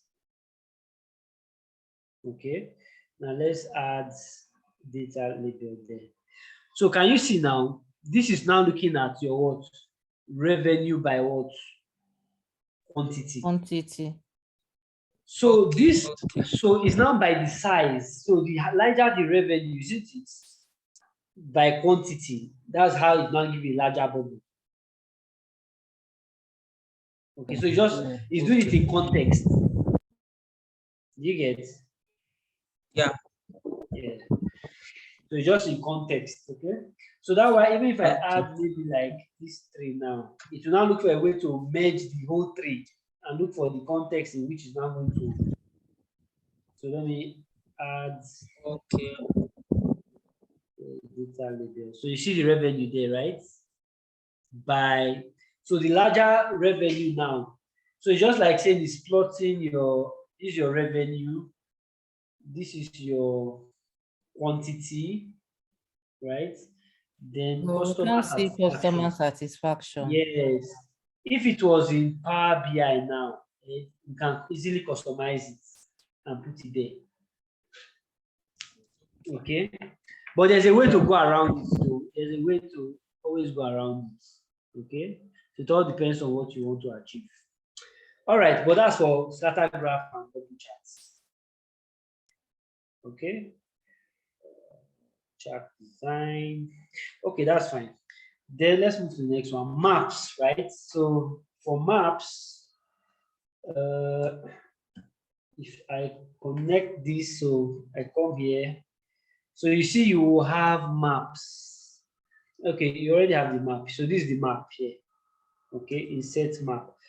But for older versions, I don't know if you have this particular map. Okay, but what you may have is that 3D map. Yeah. Older versions is not there. Yes, it may not be there. Okay, so if you have it like this, so if I come here, data labels, so to come there, what I can also do, I can come here, more data labels. I'll add series name. Okay, there's a category name. So Kaduna, Niger. Then instead of using a comma there, I'll come down here and say, come to a new line. So can you see that? It will now be on a new line. Now, but again, you can also use your visuals, right? Change colors. Dr. Francis, Yes. please, the last class, I think you did something regarding the states. You did random population of the cells for Okay. states. I don't know. I tried that on my system. I couldn't really get that. Like where you put Abia, then you try to like put other states just randomly. Okay. I tried it. It didn't work. Okay, like this. Then you drag it down, right? Yes, yes. Then, Mine didn't work. it will not work. No worry. When we get there, I'll show you how. I'll show you how to do it. Sorry, sir. Yes, sir. Dr. Francis, so it will Yes, sir. select the map. It will give me map based on state or region I insert. Yes, yes. Okay, In fact, thank you. okay, let's say call states in US. Let us see, call any state in the US. Let's call like 5 Yes, and see. citizens. Ohio, Michigan, New York, Ohio, New York, Michigan. Texas. Michigan, Texas. Texas. Can you do a random for that? There's nothing I cannot do. California. But did you see that automatically it's not detecting it as what? To city. Convert it. Remember, with the new Excel, your location is now a data type. Yes. You see that? So let's call on which other one again? California. California. California. Yes. Please Nevada. Florida. Nevada. You said what again? Florida. Colorado. Florida. Cleveland. Alaska. Okay. I think Washington. Cleveland is- fine. So these are states. This is, let's say, revenue now. Okay. So if I highlight this, so let's now check whether it's now detect now.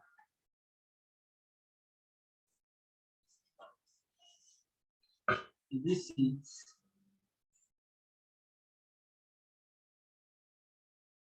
Yes, it detected it. Yes. It Okay, detected it. thank Okay, you, sir. let's try another one again. I don't know which other country. Let's say Ghana. Do we know Ghana? Do they have how many states they even have? Or they have Forget about Ghana. Regions. Forget about Ghana. which Sir, other we one? can do Yeah, Ghana. Accra. Ghana does not have bites. yeah, you have Accra, Accra, yes. Koforidua, Tema. Yeah, Accra, Accra. Koforidua. Hey, how will I Asha- spell that one? Okay, so they have regions. So you have Greater Accra, you have Central Region, you have Eastern, you have Western, you have We have to Ashanti. be states. Okay, we call that Ashanti. Okay, let me see. Ashanti. I don't know. Yes, what again? Central Region. Central region. I don't think you could find it. It has to be specific. That's why it's most times in the states. Because different states can have central region, north region, and the rest. You get. Or which other country do we know that you can get at least 5 states?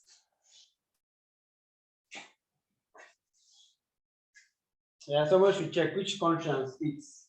So what we want to just show that sometimes if you don't put if you put the name, so did you even notice here? I think I've always explained this to you guys that whenever you are using your map, right?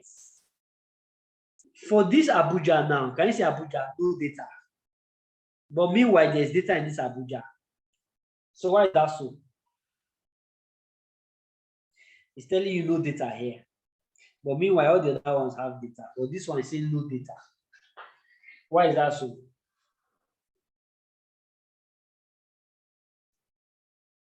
So can we see the table side? The Look Abuja. at the table. Look at the table here. Okay, 767. Yes. So let me add the data labels there.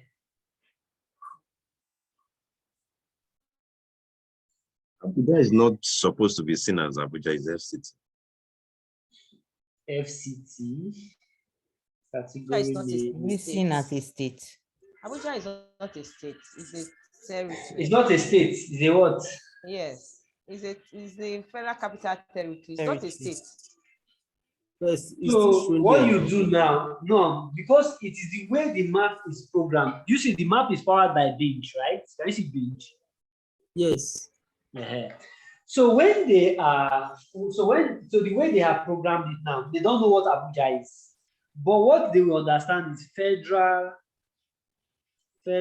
capital territory.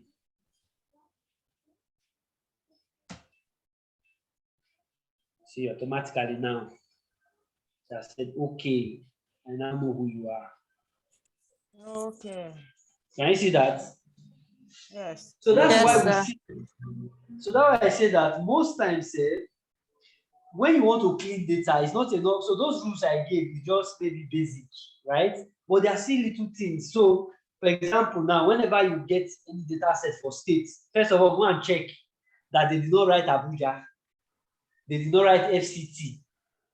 What is written is what? Federal Capital or Territory. Do you get that? So what you are supposed to state is what? Federal Capital or Territory. That's how it understands. Okay. All right. Anyways, so that's the point. So that's for map, right? Then for stock, so you also have your stock. So you know, for stock price, you can have high, low, medium, high, low, close, volume. What again do you have again? Close, open. Yes, close, open, so all those visuals. So that depends on what you want. So if it's just high, low, close, right? So based on that, there will be a visual for that. So when we come to our visual, all charts, can you see stock? So this one has what? Can you see high, low, close? So that's the one you're not going to use. High, low, close. So that's it. For high, low, close. But this one you have to expand it and this one you have to edit it. Then if the data you are looking for has open, high, low, and close, so there's a visual for that. So come back again. Stock. So now check what parameters. So this one has high, low, close. So use that one. High, low, close. Okay. So these are just basic visuals you can use. Okay. These are the visuals you can use. Now, remember again, I showed you that as part of the data types, right? So this is how it's now programmed, such that when you see a stock, that stock can now be what? A data type. So if you see all these ones are stock, so if I highlight it, I'll come to my works now. Is that insert? Okay, where do I have my data? So come to your data. Can you see that? So I'll put it as stock. So if I put it as stock, it will convert it to what? A stock data type. Now I can now bring different parameters I want. So let's say I'm looking for what now? So that one I had high, right? So this is high. So I'll right click high. Okay. So this is now what? High. The other one is low, isn't it? So let's now check. Is there low? There's low. So I bring low for all of them. Then which other one again? Close. So is there close? Change.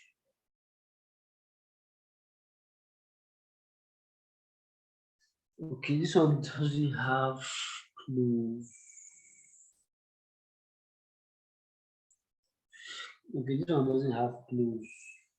So what's the program? So let's whatever this thing we have there. So let me just plot this one. So insert, go to stock. So all charts, stock. So you see this high, low, close. But you see, because it doesn't have close, I just only selected high and low. Do you see that it will not allow you to plot it? So it is based on these parameters that but if I have put values here, let me take, let's say, come and paste it here. So now if I take the data now,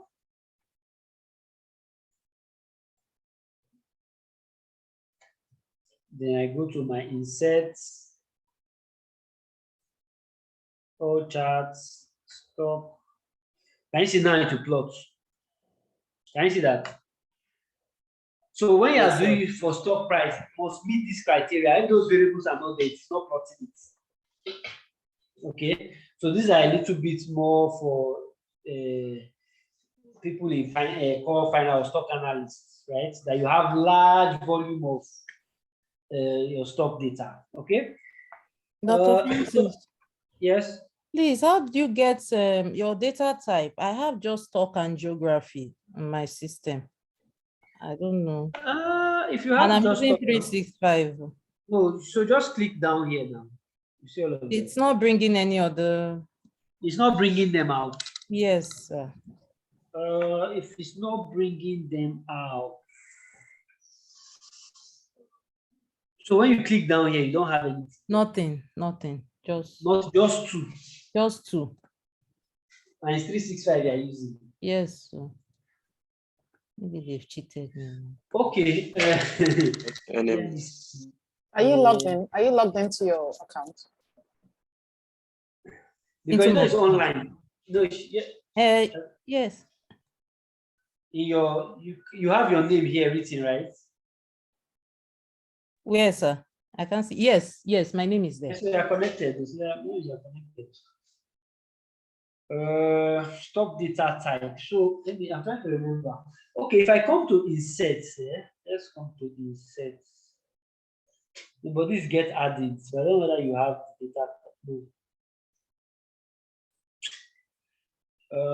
For the data types. I know for these two, if you have for those two, and you click, let me check whether if I right click.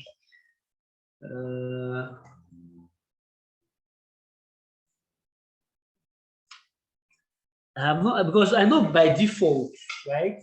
By default, it will give you more than that too. By default, but those two are the major ones it gives first. Then all other ones.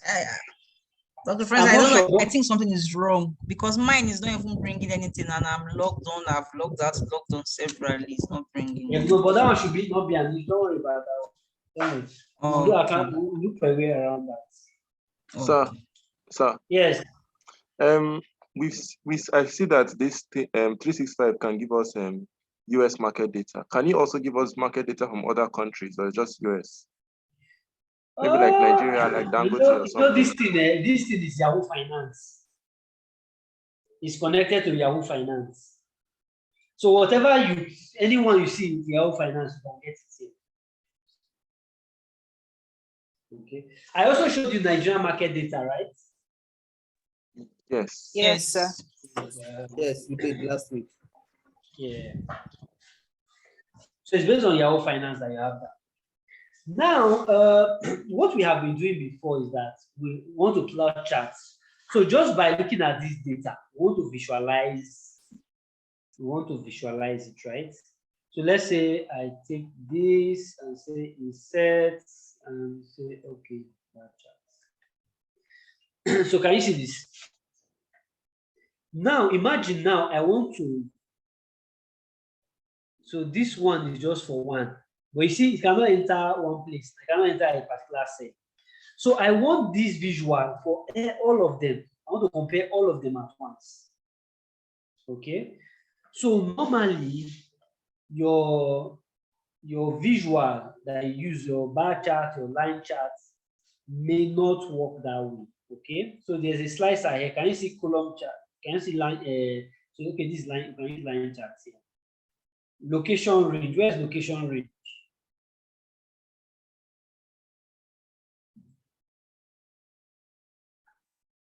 Can you see that? So if I drag that down, okay. So this visual I have here. So if I come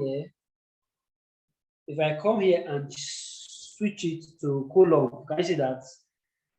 So what I have here now is what I'm doing here. So that's the column. Then, Dr. Francis, can you do it one more time, please? yes, I'll do it one more time. So what I will simply do, I will highlight where the data is, right? So just highlight the data, come to insert. Can you see line chart here or column charts? Yes. Yeah. So where do I want it to appear? I want it to appear here. So I click OK. Then I just double click down. Then if you want to now edit it further, you can now change them. So that just basically what you have there. Okay. Then situations where you have maybe some losses, right? So my losses. Then if I come here, if I highlight this now, so I say insert. Can you see win loss? Win loss. So when you have positive and negative together, okay, so you use what they call win loss. So that's it. So at a glance, you have summarized data there. Okay. Then you have, so quickly, let's just start. So you have surface charts. Now, but this surface chart, remember that area chart? That area chart, how we are comparing maybe 3 or more variables over a period of time. Yes, sir. Yeah. This surface chart is like the 3D version of that one. It's the 3D version. Okay. So if we have a okay, even if I don't take the total, maybe if I take the total, let me include it. So let's say surface charts. Let's come to surface. So can you see surface chart there? Yes, sir. Yes. So it's looking at the data, all of them over a period of time across the firms. So that way I've seen there. So if I have added the average to it, because that one I included the total. If I include both total and average, it still accommodates. Okay. So let's go to all charts, surface charts. So can you see that? It will still accommodate the average, total, and everything. So this is just a 3D version of that our area chart. Just like a 3D version of it. If I come here again, all charts, yes, surface charts. Can you see?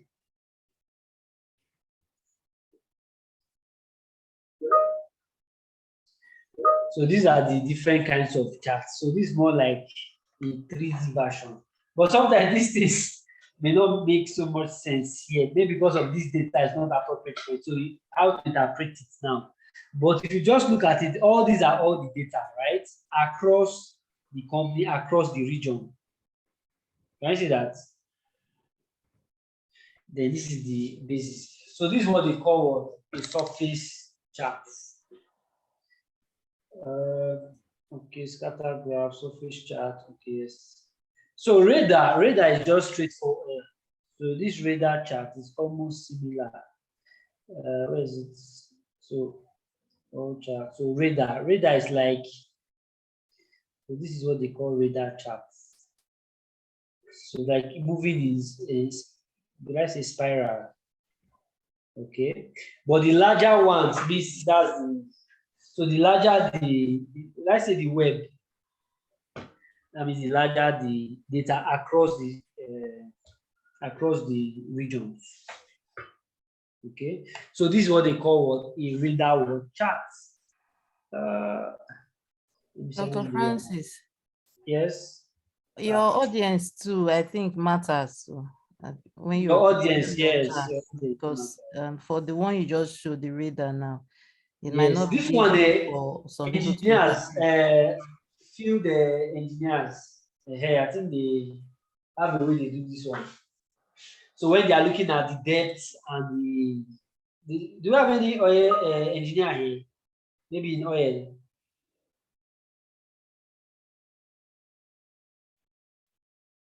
But there's a way they apply this visual, okay? Okay, for tree map, I've shown you for tree map already, right? So in the same way, insert tree map, and that's it. So this tree map is just the same thing like your pie chart, just the same thing with your pie chart. There's no, the only difference, that one is in box. That's the only difference. Then you have what they call sum boss. Now this sum boss is still under advanced charts.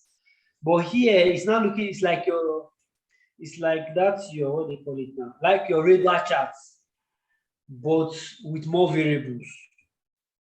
Like your radar chart, but with more variables. Like your radar chart, but with more variables. So yeah, some boss, yes. Dr. Francis, is it possible to know what is required for each chart? Like for this sum bus now, maybe I should have like at least 5 variables, or I should have something like Yeah, that. so what you do, so if you read their documentation, if you read each of their documentation, right, you will see the requirement. So that's why I put a structure of how, before this chart will come out, this is what it should look like. Okay, is it in this your sheet, your workbook? Yes, in each of these sheets. Now, what I've done is that I got the data to structure it such that you'll be able to plot the charts. Because if it doesn't follow this structure, it's not going to work. Okay, but for this particular one, you can add as many variables as you want. Okay, then your normal histogram. Anyway, you know, in your, what they call it now, that's your column chart, right? You know this is what you have normally. So if I come to quick chart layout, there's somewhere you see histogram. I see histogram now. So that is histogram. Okay, that's the histogram. Then if I do that again, insert, come down, quick chart layout. So we have something like this now. So that's your histogram. Okay, that's histogram. Another one. Okay, box and whiskers. This box and whiskers, especially when you are dealing with. So when we start our the data science part, right? When you are doing your exploratory analysis. So what you are trying to just do, just to summarize the data, just to do like a summary statistics. Okay, but at this point you know whether they are outliers or not. So this is called box and whiskers. So when you are using maybe R or Python, so you see, but it can also be done in Excel.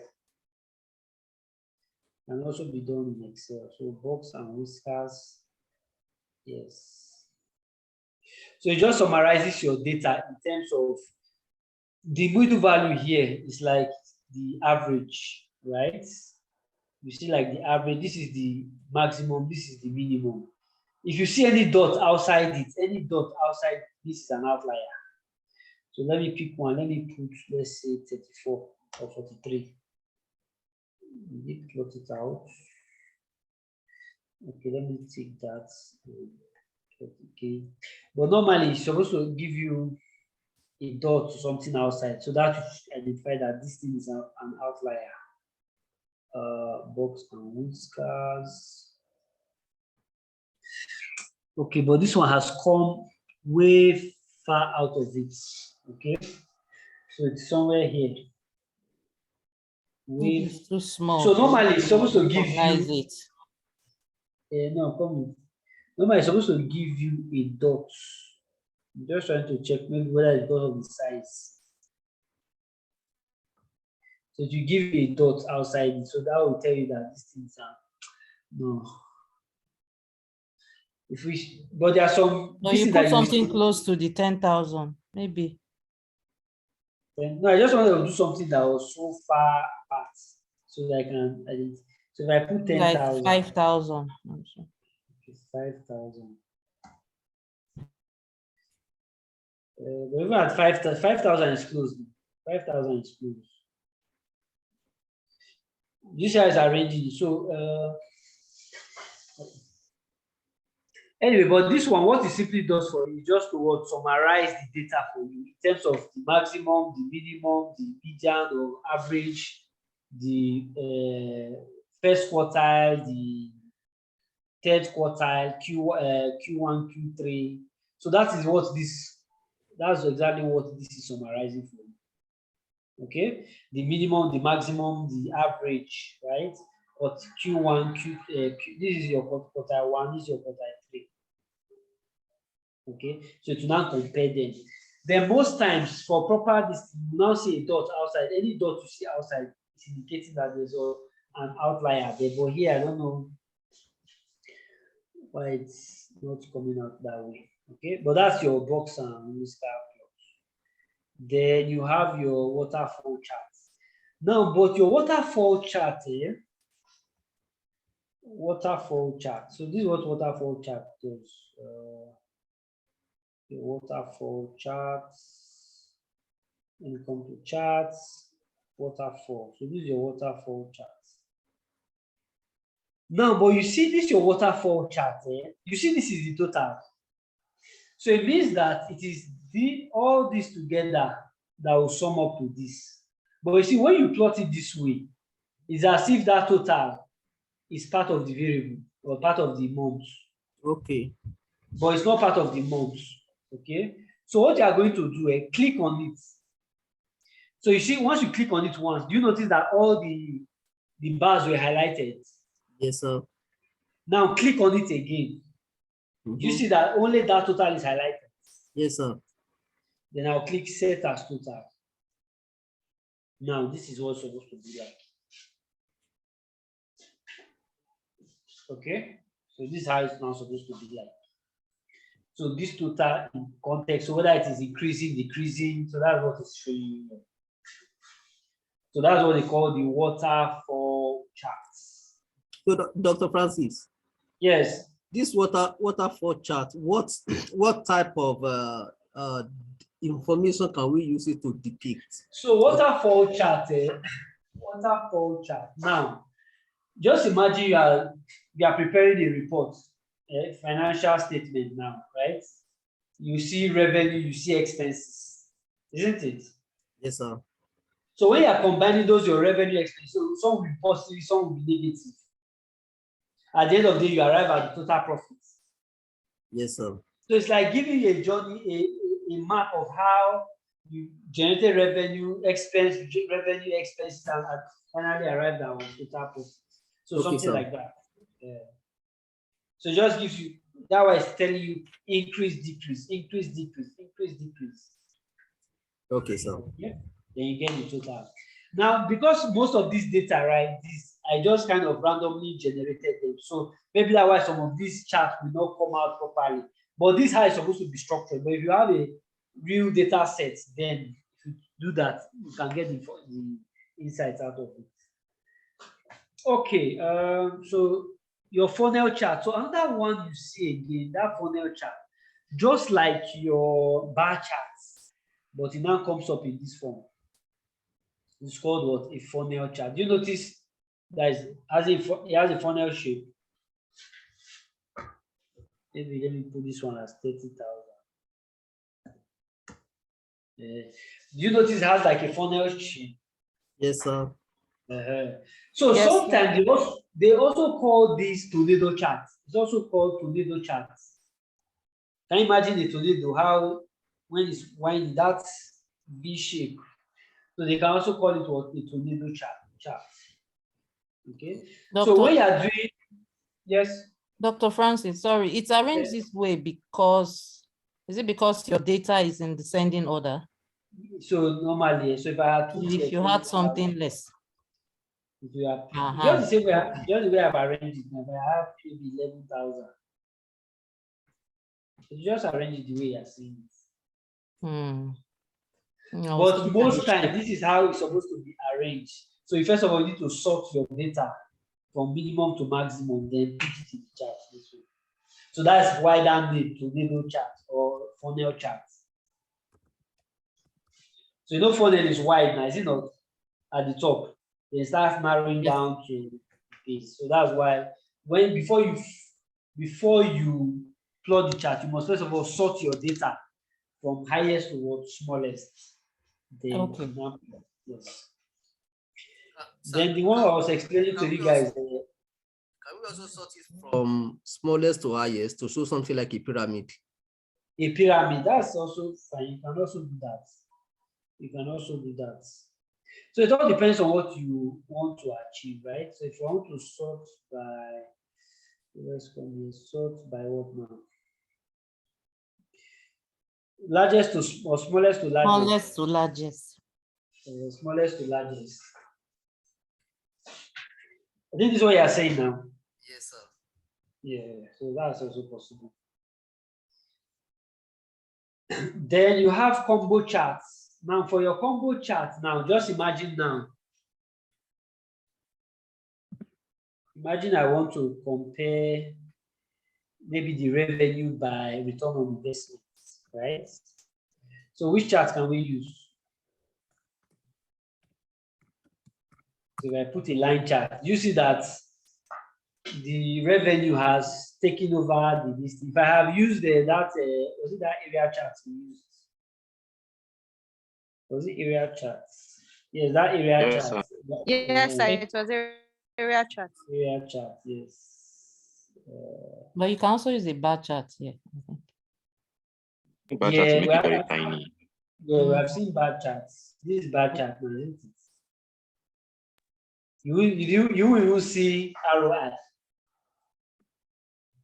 Can you see that? You will even see ROI. Let's assume we are using okay, we want to use area chart. Okay, let's say area chart. So let me just show you area chart. Area chart. So can you see that? You can't even see it at all. Yes, sir. So because of this issue, then you cannot just use your conventional bar chart or whatever chart you have to use. So even if you want to use bar chart, so you have to now combine two charts together. Okay, if you want to. So if I come here, insert, then I come here to what? Combo chart. Can you see combo charts? Yes, sir. Good. Now, my clustered column charts, right? So that's for revenue. My ROI, I want it to be line charts. Okay, but I will switch this to a secondary axis. Can you see that? Can you see what I've done now? Yes, sir. Yes, sir. So we have the bar chart combined with your ROI. Now they are all in the same listing. So now you can now do that so this is what you wanted to do before, that area chart, right? But you see, even with the area chart, but if you take that same shape for you, but this is way better to do this way. So if I put combo chart there and put this guy. So do you see what it's doing? Even if, assuming I now decide to combine, let's say, let me still call this one bar chart too. But I now take it to the secondary axis. You see the difference now? If I take it to secondary axis, now it's now bringing two together. So the two of them can now combine both of them together. So let me take it to this stacked bar chart. This is column charts. This is column charts. Okay. All right, but the point is that, so when you want to now combine two charts, right? You want to now combine two charts that have different sizes. Okay, so the most appropriate to now be to use what? The combo charts. All right, I think that's basically, so that's the basic chart, but maybe I'll just show you. Let me see. So I have a question around that combo chart. Yes. So the challenge with the combo chart that I'm seeing is that, is there any way for us to know if the bar, for us to know whether the bar charts are for the variables on the left and then the line of variables on the right? Like if we use both of them, if we use both of them column charts, for example, or it might be difficult for the person who did not create the chart to know that the line is for the left or the line is for I the get what right. you're saying. So look at it. So when you look at the variables, right? When you look at the variables, so revenue, ROI, right? They are different bases. So by the time I look at revenue, does it make sense that revenue be in percentage like this, or in smaller units? But it may make sense for ROI to be on smaller units. So that's why you have here as your primary axis, and here is your secondary axis. So it is plotting this your ROI based on this axis. It is plotting your revenue based on what this axis. Okay, that means the variables should be so distinctly different that it's easy to see. It is how it is measured that will now be able to identify it. Okay. Okay, let me quickly show you people charts. Have you heard of people chart before? I've never heard of it. Okay, never heard of people chart. Okay. All right. So let me show you. Now, what you normally, I know normally what this is what you do, isn't it? This is what we would have done. Isn't it? Yes, this is all we do. It makes sense to do this. Isn't it? It makes sense to do this. But you see, as data are evolving, right? The same way, that's how charts also evolve. Okay. So now, if you want to, because I know these are maybe these are staff and this number of clients that they have got. Okay. So I want to have a visual, like maybe like an infograph. Not necessarily an infograph, but just a visual. So if I come here, you can easily get add-ins, get add-ins.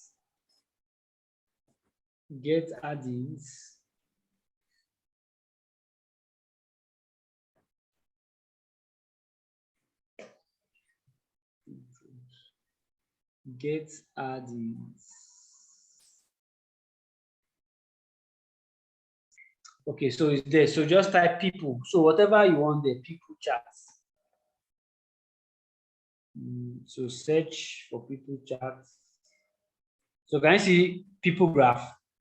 Yes, sir. So just say add. So people graph, continue.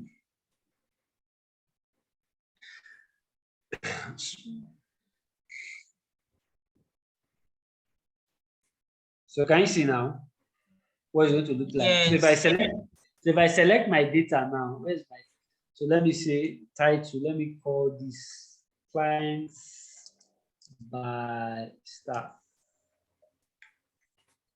So let me select my data. So create, and I'm done. Wow. Wow. This one makes sense. Wonderful. If I change here Honestly. to 20 now, Nice. increase that 20. Then So if you have 1,000 staff. if you have one, so this is number of clients the person got now, right? So Yes, 1,000. Well, it will try for you, but it will try to. Okay, what you will now do now is you bring it into 10. Then if you have to 10, give you one hand. Like group, Yes. to group it. So if you are like 50, it will give you maybe head or half or something. You get, so that's how it's just going to be. Then you can also, if I come to my settings, right? So I can also modify it the way I want it. Themes. So I want different shapes. So I can have this shape, this shape, this shape, whatever shape that you want there. And you have that, okay? So the theme, so the black theme, get your shape, put your people there, type, okay. So that's just the people chart. For example, just imagine now, let's see, these are the charts we have here now. Let me undo. Let me take this guy out. So don't show me again. I don't want to see. Okay. So that's all. So let me so if I remove that there, so we'll have it like that. Now imagine these are the staff ratings now. So these are the staff ratings, right? They have rated the staff. So again, you'd have also have used a typical bar chart like this, right? Makes sense to use a bar chart like so I can know their ratings. So in the same way, if I come here, I come back to my insert. So this is my people graph here. So I click on that. Then I click on the data. So let me just title it what? Let's say ratings. Let's say staff ratings. Staff ratings. Staff ratings. So select data. So this is data. So create. Now can you see the ratings now? Now it's put in form of people. No, so I don't want that now. So what do I want? I'll change the shape. I'll put it to star. Can you see that? I can put it to star. I have something like this. So just imagine now this person had 3.5. Okay, this person had 2. Can you see that? So this is what, this is the kind of rating this you can also do. So this is called people graph. Okay, then maybe another one again. So this one is your, have you seen, you can also bring in a 3D model like this. Okay, but the only challenge that you have is that if you bring in the model, the higher you bring in these 3D models, the larger your Excel file is going to be. So that is why you see that file was up to almost 5 megabytes. Yeah. So this was one of the problems that I was causing. So if I want to bring it, I'll come here, insert. Can you see 3D models?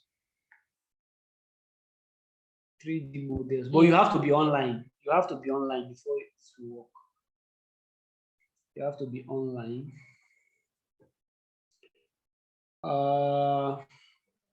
So if you're in medicine, you have some different parts. If you're in, so let's say okay, Education. Education. Okay, so let's say you have laptop or whatever insets. It's better bring them one by one, because if you bring a lot of them, it takes time to download. Okay, so just better bring them one by one. So we have something like this. And just imagine you want to do like a price, you know, like Jumia store, right? Okay. Like you have Jumia store now, right? Good. So you can have this, connect this to your prices, right? So as it's updated, you just refresh. And your product there and everything is on Excel. So it will look like as if it's a website. So you can turn it around 360, can it? Yeah, you can turn it around 360. Yeah. Okay. So you know in Excel, if I decide to close all this stuff, so if I come to my view, I remove my headings, I remove my formula, I take this one up. Now it will look as if it's not Excel anymore. Then I change my theme to black, right? It will just be as if this is not Excel. Let me do that. Formula bar headings.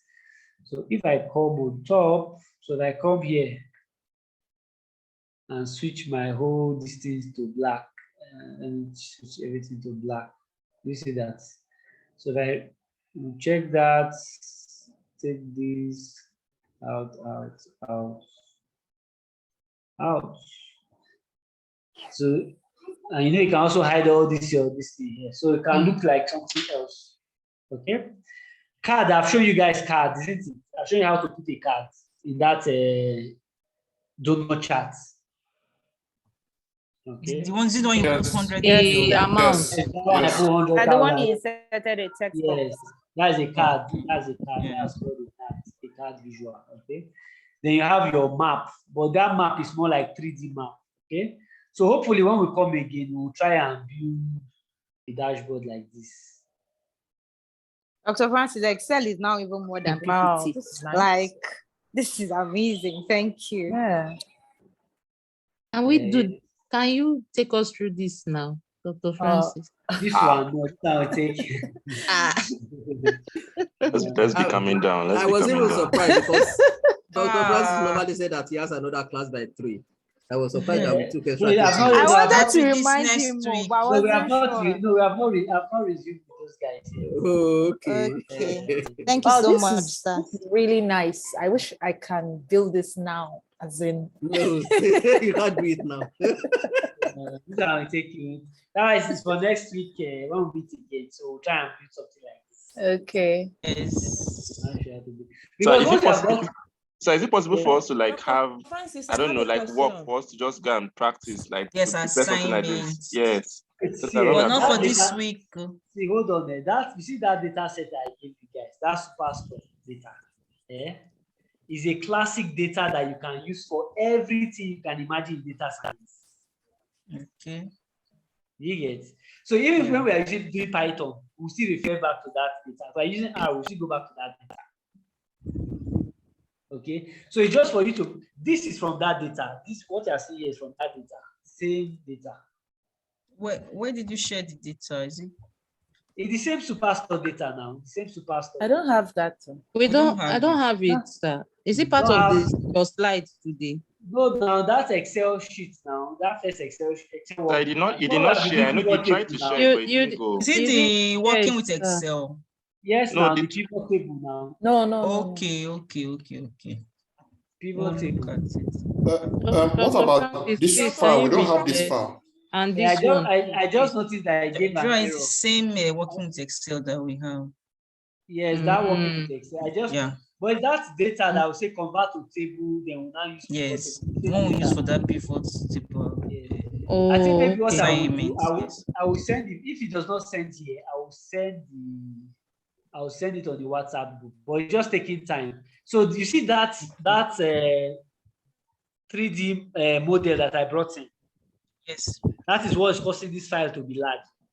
So this is about 5 megabytes. Oh, can you delete it? So if I delete it, I think it will be easier. If I delete it, it will be easier. Since we have the recording, we can go back. and- Okay, then that's fine. So let me open that. Let me open that file and delete. Okay. So where is that 3D?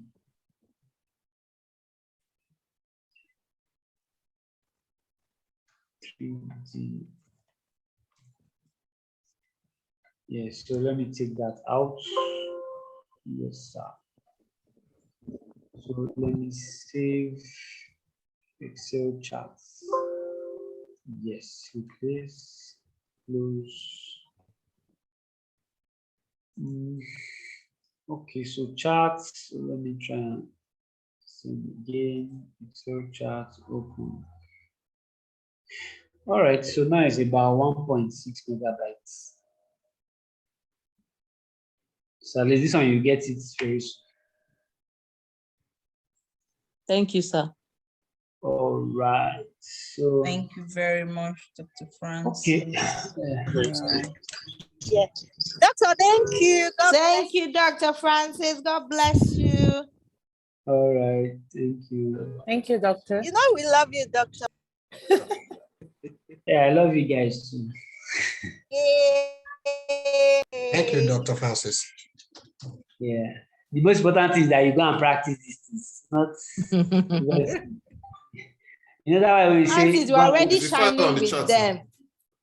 He After said, next week, you can give us assignments to practice. Yes, okay, after so I think After our exam. After After We have exam in exam on February. Saturday. Yeah. Have exam on Saturday. After exam. Antonia, that's member 10. No, it's member 10 that has exam on Yeah. Saturday. Sorry, member 10. Not NBA 20. Sorry, member 10. We have exam on Saturday. Yes, after exam. Okay, that's fine. That's fine. It's just the thing is that if you don't, the little ones we are doing there, if you don't practice them, when we after this dashboard now, we now go to formulas and functions. Okay, so that's the same way it's still going to keep accumulating. So these are just the basic things that you learn, and you know let's say the fortunate or unfortunate thing is that even if you know how to do all these things, you are still not up to 4 in Excel. If you know how to do all this, you are still not up to 4 in Excel. So 4 over what? Over 10. But I agree. maybe we are 0.5 now. Anytime they ask you to rate yourself in Excel, if you say you are 6, when you say real 6 in Excel, what that person will be doing, not to talk about somebody that is 7 or 8. Yeah. Which is almost no, but I've seen somebody that is 8. Wow. I've seen someone that is 8. Yes. Victor Momo is 8. Well, I say 8 or 9 because that guy is like a miracle worker. Wow. Yes. How can we achieve that status? Hey, how you can achieve it? Do you have Excel Bible? Jesus. I have it. Do you have Excel Bible? A book. I think a book. Yeah, if you have it, share it now. Moses. It's a book. I used to have it Doctor. before. I can't remember. Hello, doctor. Yes.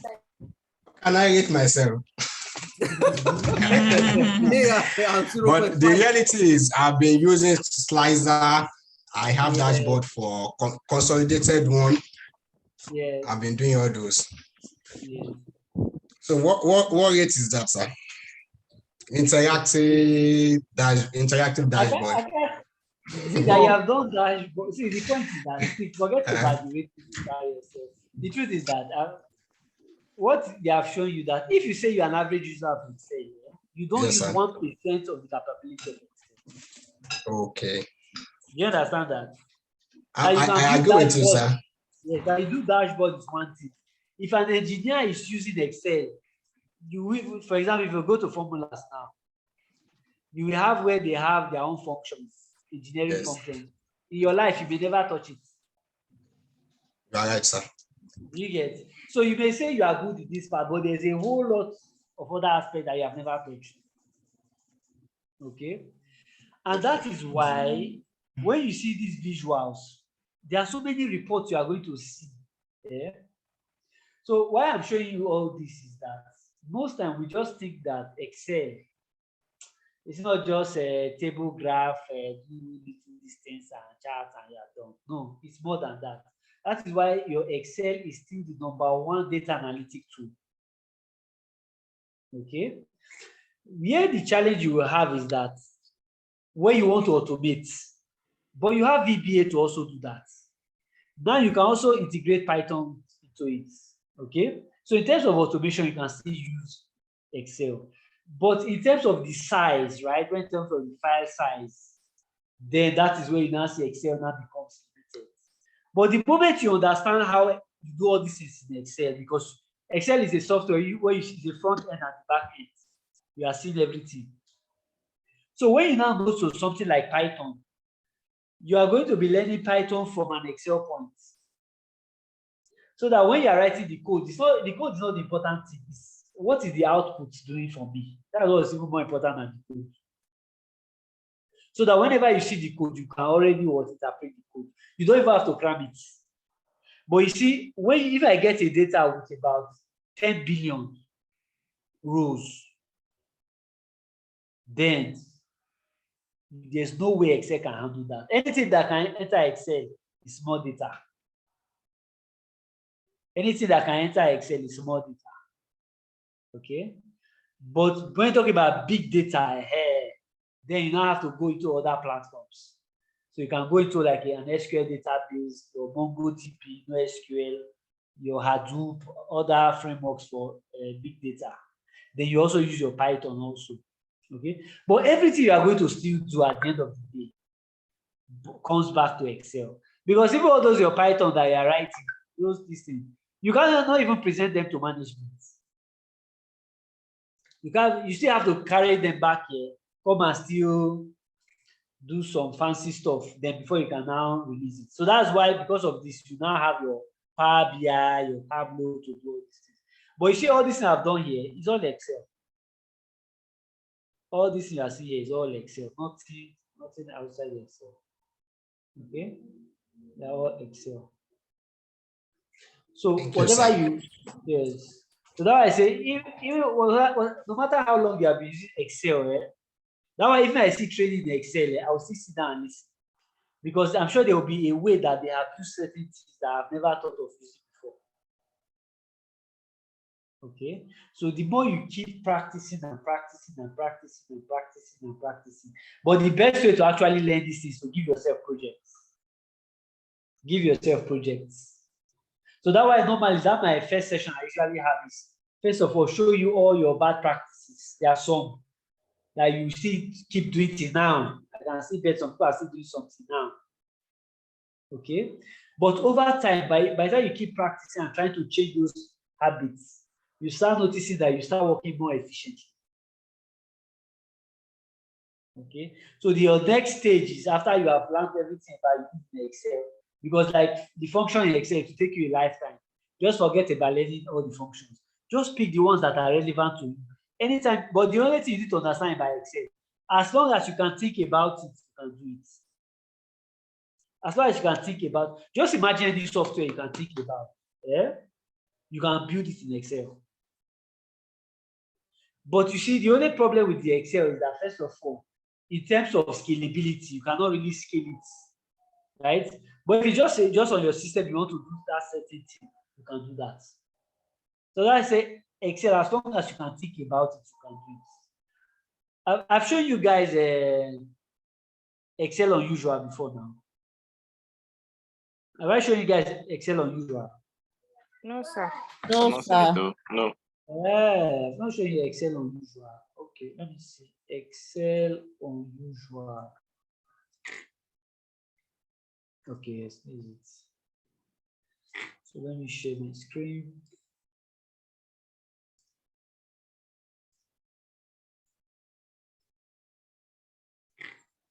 Okay. Where is the screen up now? Is my screen up? Yes, sir. Yes, sir. Okay.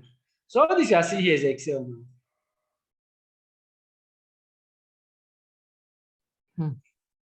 Everything I see here like this Excel.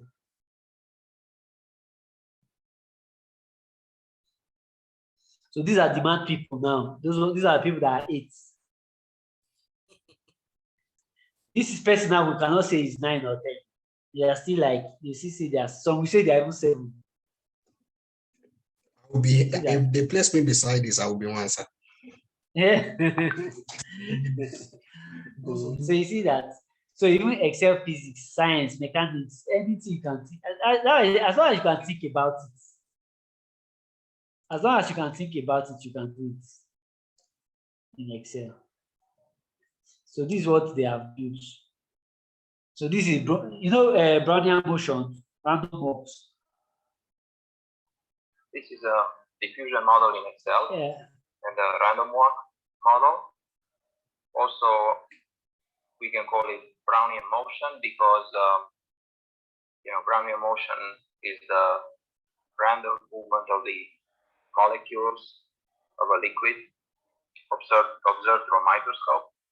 So this model has the workbook has 4 worksheets. The first one is a random walk restrained to a lattice.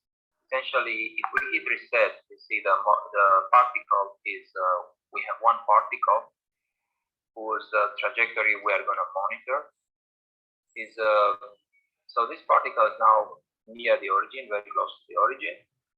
We can adjust the step size, and as we hit start pause, particle will start moving around, and it is a time process. Every time step, the particle has 4 choices.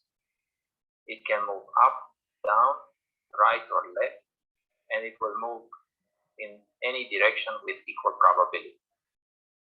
So if we model this for many steps and model it many times, we will get the spread with a centroid in the origin. So all this is all Excel, all Excel. So it's just for you to be learning the different bits of the Excel. Then you now bring them together to now come up with a project or so. So the only thing we are going to be doing that before you graduate, I expect most of you to have a portfolio of projects you have done. So when we are done with Excel, you have a project you have done, 1 or 2 projects you have done. When we get to Power BI, you have like 2 or 3 projects you have done. By the time we have gone to Python, you have like 3 or 4 projects you have done. By the time you are done with R, and that's 2 or 4 projects, Tableau, and that. Before we are done, before you have graduated already, you have up to maybe like 10 projects. Because most time if you are trying to apply for a data analyst role, actually, or data science role, nobody cares about yourself. Nobody cares about anything. What they want to ask, what can you do? And what can you do? You show those projects. So that's why, again, I will show you guys to register in the GitHub. So you have a GitHub account where you are going to be posting your projects. All your projects. So it is that GitHub actually that you now put your CV. And that's even what they are more interested in, not even all your other is first class or second class or third class. Nobody cares about that one. What can you do? Okay, so you start building your project portfolio that time. All right, I believe you have received the file now. Yes, sir, we have. Yeah. Okay, you have downloaded the file now. Okay, that's fine. Okay, guys, thank you very much. So hopefully we'll see next week. Oh, but next week, next week I should be traveling, but I hope I will be back. But if I'm not back, I'll communicate to you guys. But I'll try and see if the internet over there will be good. Then that's fine. Okay, sir. But Thank if you not, so much. yeah, Thank you that's very fine. much. Thank you so much, sir. Thank Please, you, can sir. someone share the data? I can't find it. Dr. Francis, we have not finished downloading. Okay, let me wait now. Okay, that's fine. I've sent it to the group chat. Okay, you can send to the group chat. Thank you. Thank you. Thank you. Thank you so much, Dr. Francis. Thank you. Thank you, All right. Dr. Francis. Thank you. Thank you, All Dr. right. Thank you so Francis. much for your Enjoy your time, evening. Dr. Francis. All right, you too. Bye. Thank you, sir. Take care. Yes, sir.